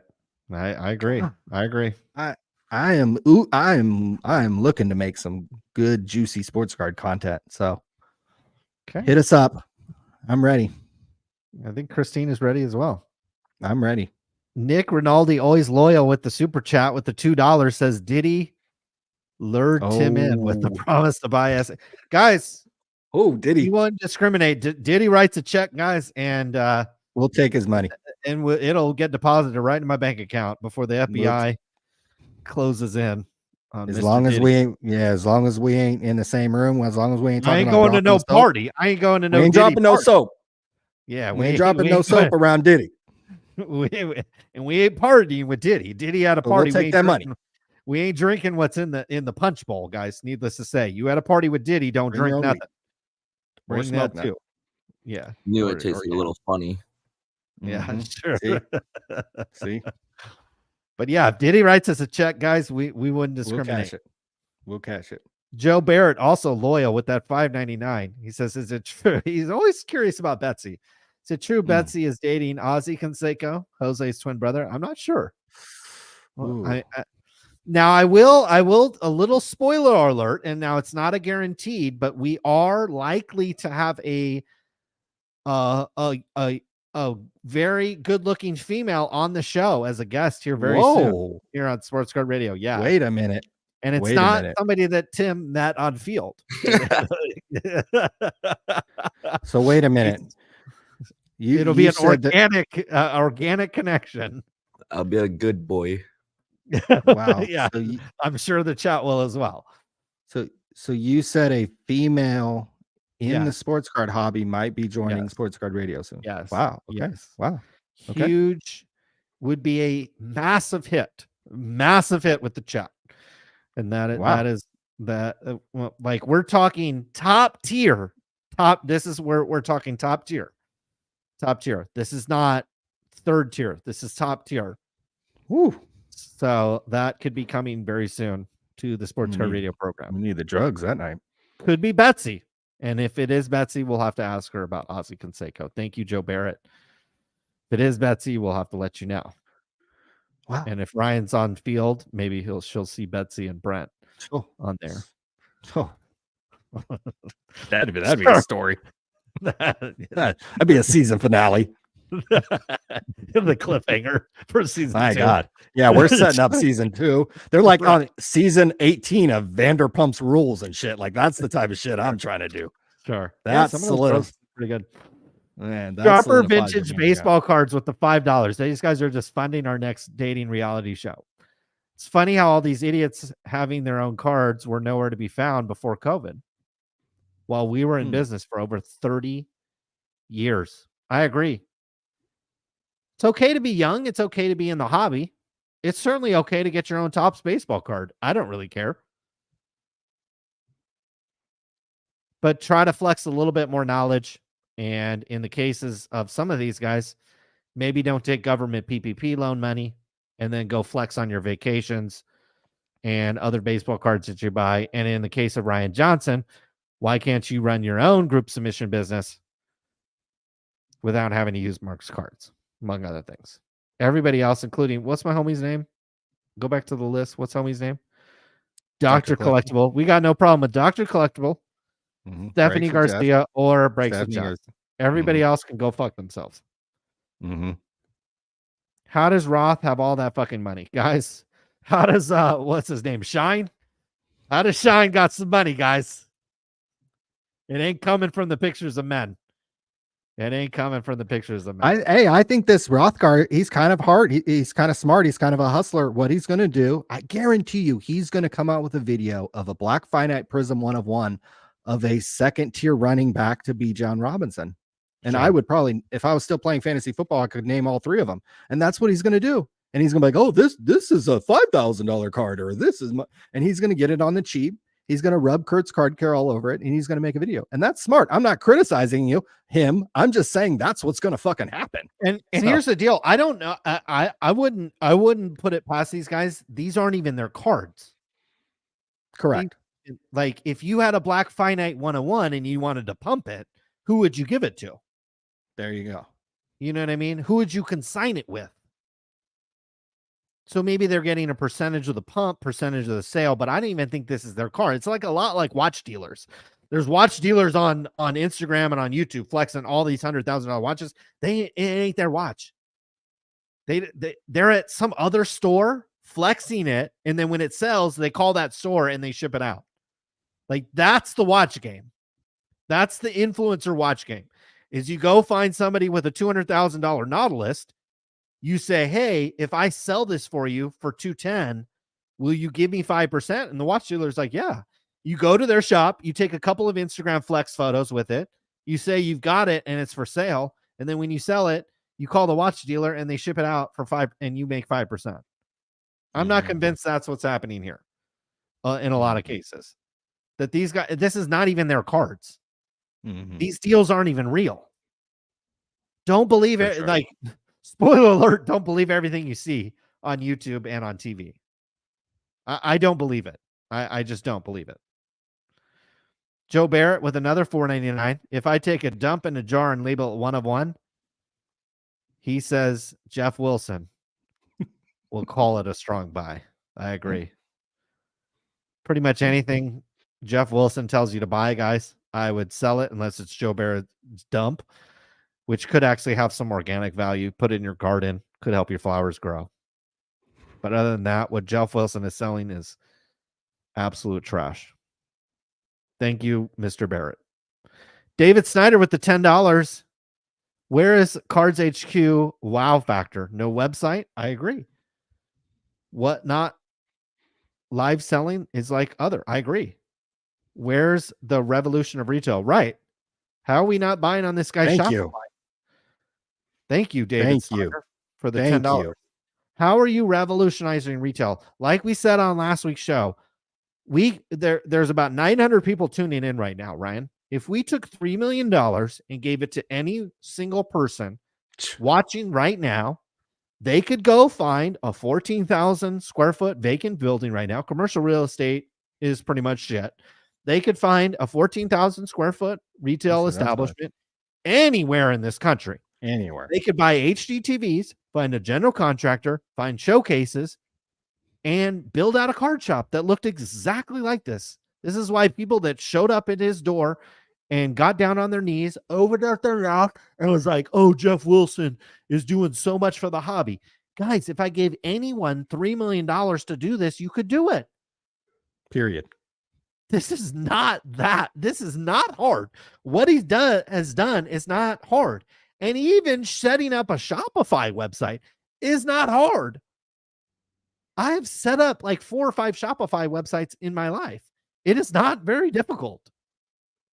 And if you find it difficult, you can find like a Filipino VA that'll do it for like $5 an hour.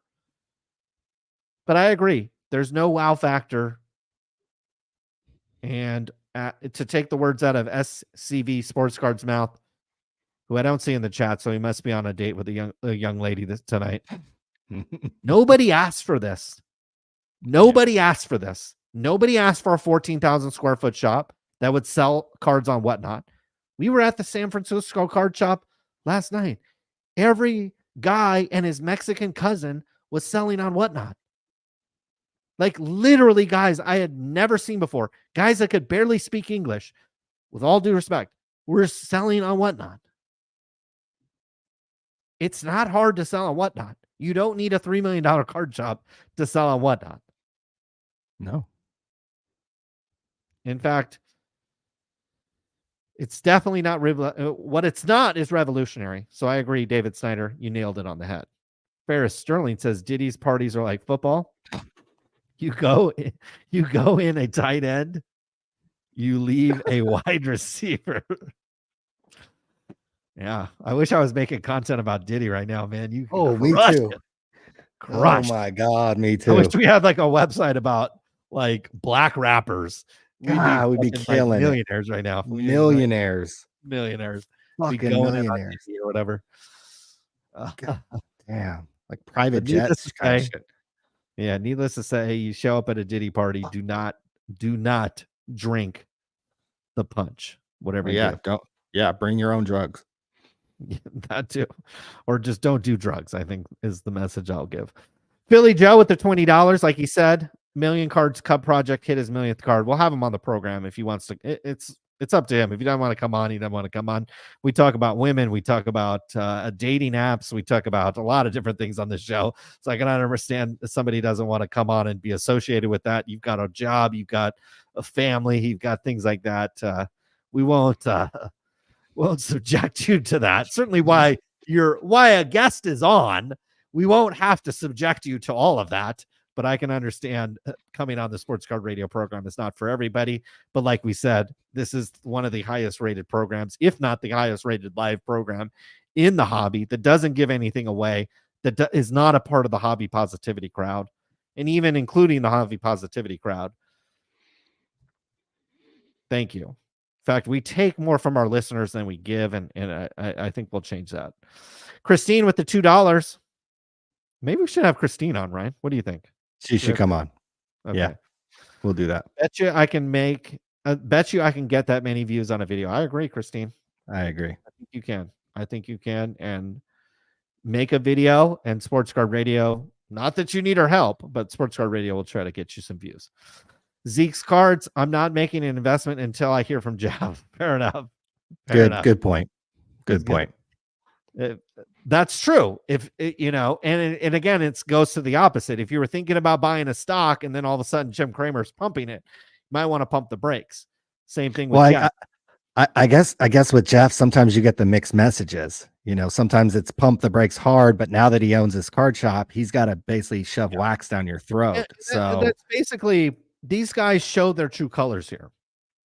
They care more about the views. They care more about their bottom line, their views, their ad take rate, their subscriber count, more than they care about you. Because if they cared about you, they would strictly stick to whether it got 1,000 views or 10,000 views. They would tell you their view.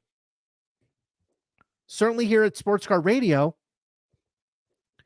we don't have to be talking about some of the stuff that we're talking about. But we talk about Betsy because we know Joe Barrett and others are very much interested in what's going on with her.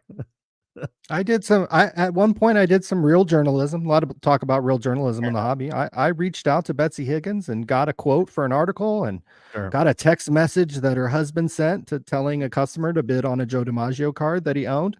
Still living off that. And so unfortunately, while we joke about Betsy Higgins, the odds of her ever this led to, God, we should have been making video. This led to the FBI handing out subpoenas at the National. That's why sometimes we at Sports Card Radio can walk around like we have a fucking 12-inch cock, because we've actually done some shit in this industry that did lead to some knock on the door. So if you don't think fucking Betsy Higgins and Brent Higgins, they had to hire a lawyer and issue all these refunds, we've probably cost these people well into the six figures. Yeah. And if it was true that he had to sell PWCC for $1, we have cost these people perhaps into the 7 figures. Yeah. Or helped contribute to it. We're certainly not. Imagine doing due diligence on PWCC. How much of our content's going to come up? You know what I mean? This page has gotten 40,000 views on a website that nobody's ever heard of. Right. Well, no, it is for sale. So it is for sale. That's true. This page, first of all, the FBI was on for 40 minutes. Right. Okay. This page led to an FBI investigation. Right. So when one of these other dumb influencers are done hyping their fucking Bijan Robinson, maybe they can get the FBI to notice something in this fucking hobby. The tin. Oh, no. What did this dumb fuck Card Collector 2 say? The tinfoil hat brigade. Sure. Is that what you call this? Card Collector 2? Is that what this is? Is that what this text message, a tinfoil hat, a text message that Brent Higgins sent to somebody to show bid an auction? Is this tinfoil hat? Yeah, it is. You fucking dumb geek. Yeah, it is. It is. Go submit some cards to Mark's Cards, since apparently you couldn't submit to PSA yourself for one reason or another. I heard it was because you were sending trim cards in. Did you address that on your live 2 years ago, Card Collector 2? Why couldn't he submit cards to PSA? Oh, because he was banned from PSA for submitting trimmed cards. Oh, Did he mention that? Oh, of course he didn't. probably not. No, yeah. Why wouldn't you just submit the cards yourself and take all the money? Why did you need a third party? It was because you couldn't submit to PSA. You couldn't. Because you tried and you're fucking young and stupid and you submitted them a bunch of shit that had Kurt's card care juice probably just dripping off of it, so it was obvious. But anyways, you can continue on with the questions. Sure. Alex makes a good point here. Tim Duncan cards are pretty cheap for somebody with 5 rings. So you can win 5 rings, Ryan, and no one gives a damn. Wait a minute. Tim Duncan is like watching fucking paint dry. Stop. Is Wembanyama like watching? Yes. Are you sure? He's not like watching Shaq. He's not. What like are the watching, ratings of the NBA right now? I'd rather watch Wembanyama than LeBron stand around and pitter pat the ball and take a fucking step back. I'd rather watch Wembanyama than Luka dribble, shoot.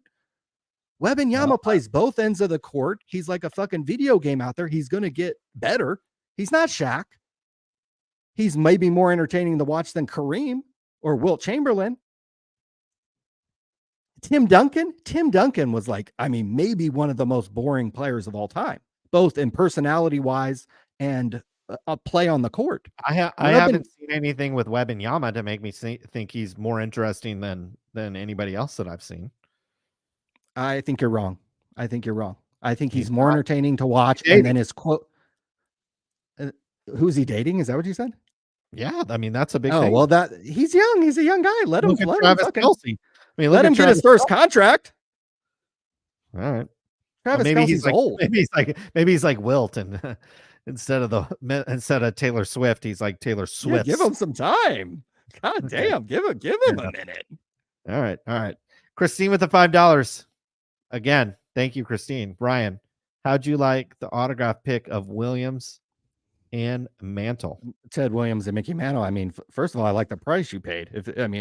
Like I said, if that thing's real and authenticated and fucking A, we're talking about a $500, $600, $700 piece.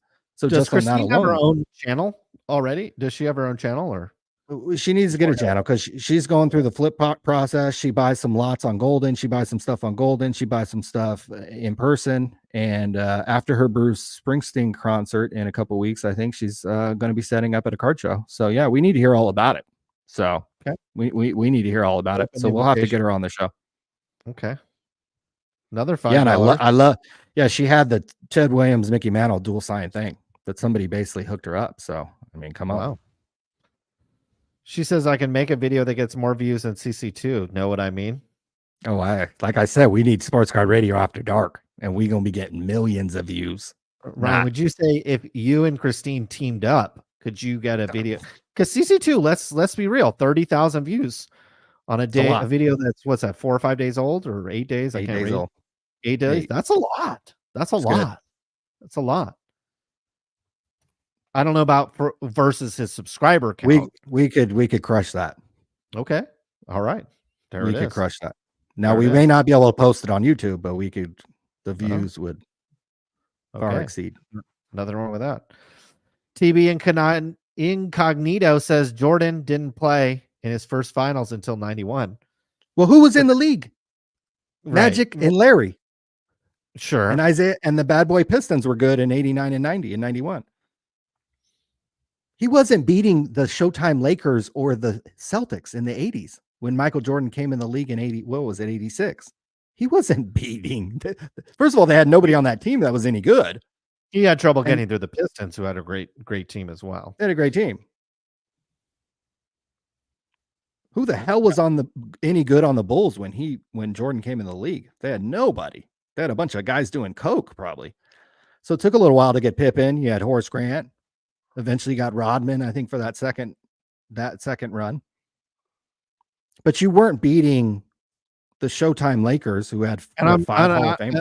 sorry, we're old enough to remember when Harold Miner and a number of different people have been mentioned in the same sentence as Michael Jordan. So to put Luka Doncic in the same sentence as Michael Jordan, again, all due respect to Mr. TB Incognito, please spare us putting Mr. Jordan's name in the same comparison as Luka Well, Doncic. okay, that's fine. Now Luka's going to have to win 6 titles, and then in between his 2 three-peats, he goes and plays another sport. That's what Michael Jordan did. Okay, Sure. he didn't win a title till 91. Then he won 3 in a row. Then he retired and played baseball for 2 years. Then he came back and won 3 more in a row. Right. That's what Michael we Jordan go did. into a long conversation, and they changed the rules of the league. If Michael Jordan in his prime was in the league today, he would have the He would stats. crush all these guys. He would like we said, dominate the league. Any, and this is with all due respect, give any black player that can sniff the NBA, whether they're in the NBA or not, can sniff the NBA, the ball Ronnie and the James. opportunity as much as Luka, and the stats are not Are the same. that far off. And we've said this isn't the first time we've said this. I've said this so many times in my life that Luka gets the ball so much that any dude with any competence can do exactly what he does Period. and have the same track record. No MVP, no wins. Western Conference Finals. Period. In Western That he Conference looked Finals, gassed. nothing. He was the gassed. at the end of Sacramento that. Kings made a lot of Western Conference Finals. Is Mike Bibby in the Hall of Fame? Is Peja Stojakovic in the Hall? Is Chris Webber in the Hall of Fame? I don't know. Probably. He should be. But I don't know. Fab Five. Tim Crit. So Bob Boozle says Tim Kim is the Christopher Columbus of sensual exploration. Woo, baby. We'll have to get more updates from him. We need an update every week on that. He said he had a date, and then he said it was with a married couple. I mean, that completely shocked me. So We need a whole fucking show on that. completely shocked. Mr. Jake Peters with the $1.99. Thank you very much, sir. Appreciate it. P6 Labs with the $10. Ryan, what's your take on WrestleMania for Saturday? Stone Cold owns The Rock. How does this impact Kylie Kelsey card prices? You know what I've been watching a ton of is the old wrestling documentaries, the Attitude Era, and all that kind of different stuff. I'm not too big on who the new guys are and what I think The Rock might be even main eventing. He might actually be wrestling. Really? God damn. Yeah, I swear to God, he's old. Well, the thing is so the UFC or whoever owns the UFC bought WWE, and then The Rock is on the board. So The Rock has now come back to basically and do he's like basically back in wrestling to basically juice the wrestling, and he's made it really, really popular again. I mean, the WrestleMania will do huge numbers. Wrestling is like sneaky, really popular, not only from the sports card angle, but also from a popularity standpoint, because The Rock's back. You have some of these older guys that kind of still moonlight like they used to do back in the 90s. And so I love all the old documentaries. I kind of like reliving that whole era. And I don't know who Kylie Kelsey is, but I'll probably try to turn on WrestleMania and watch it. I don't know any of the current storylines. I know that Triple H kind of runs the show now, that Vince McMahon got kind of booted out, but the Rock is sensual exploration. Yeah, goddamn right. You could see that one from a mile away. Sure. Wrestling's fun. Yeah. Wrestling's what's interesting was when Rock got named to the board, they released a press, because it's a public, the WWE was a public company and TKO is a public company, and they merged. So a lot of the documents are public, and Rock's royalties, I think it was maybe over the last year or maybe the last 6 months, it was in there. They said, like, I think he made like $500,000 just on royalties. Well, but I mean, like, what is The Rock at that point? What had The Rock done in the WWE? You know what I mean? Like, yeah, they make the toys every once in a while. He's got the whatever the TV does. I mean, imagine making $500,000 when your prime in the WWE was probably 18 years ago.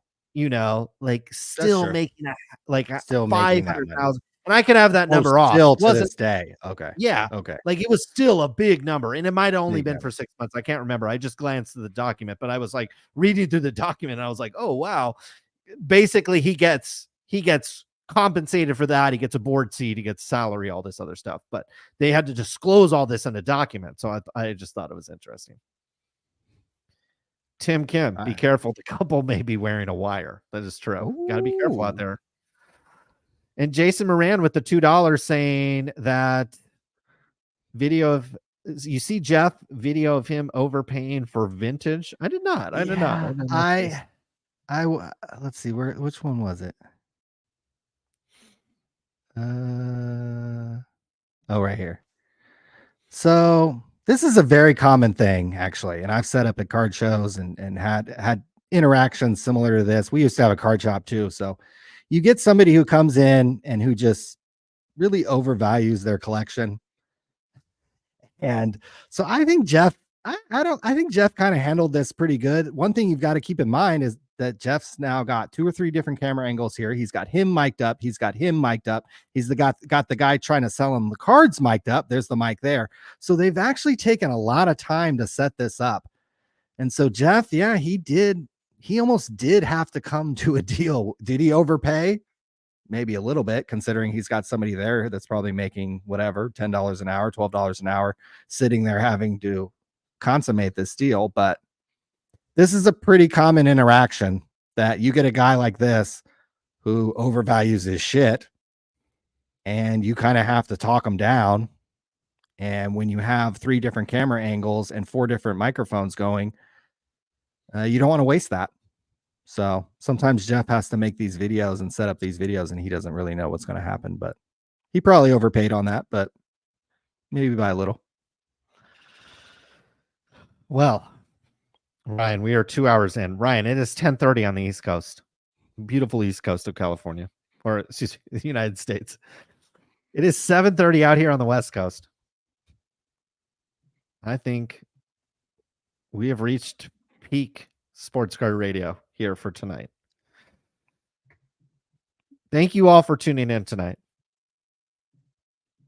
As always, it's a pleasure to be here, and we'll be again here next week on Sports Card Radio, maybe with more tales of Tim Kim and his exploits in beautiful Southern California. Ryan will be heading to the East Bay Card Show, where there'll be sports cards, Pokemon, TCG, and Mr. Jose Canseco.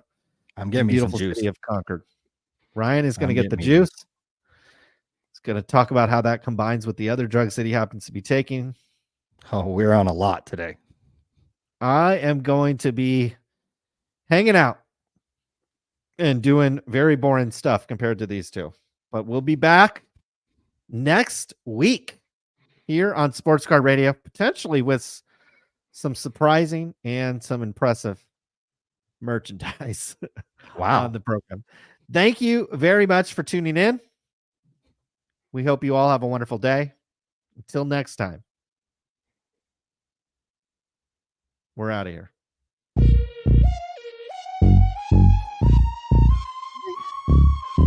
Even that. What a price. B-side on the beat.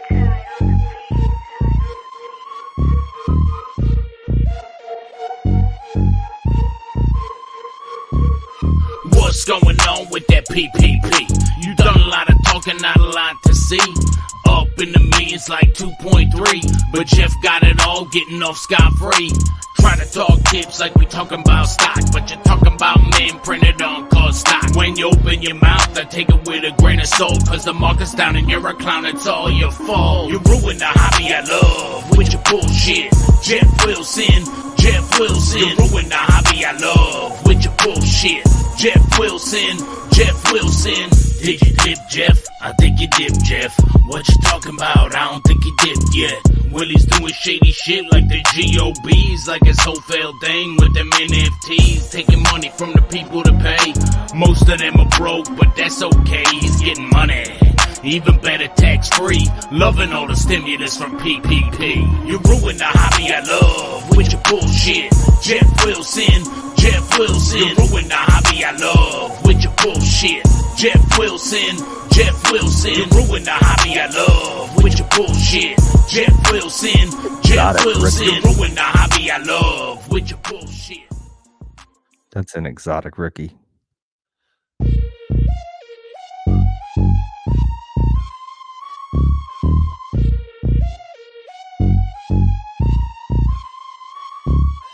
B-side on the beat.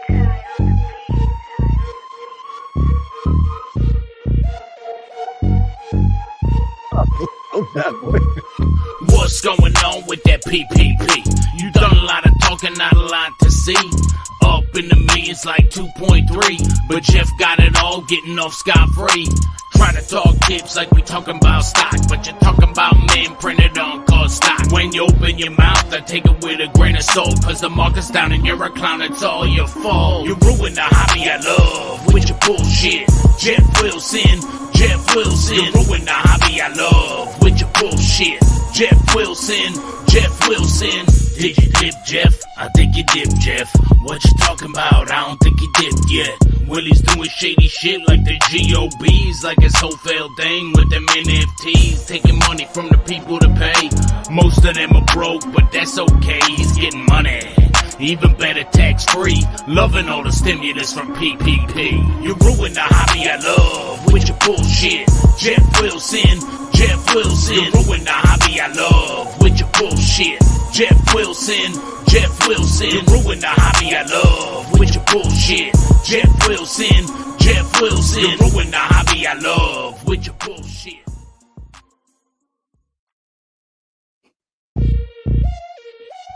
Peace out. Thank you guys. See you later.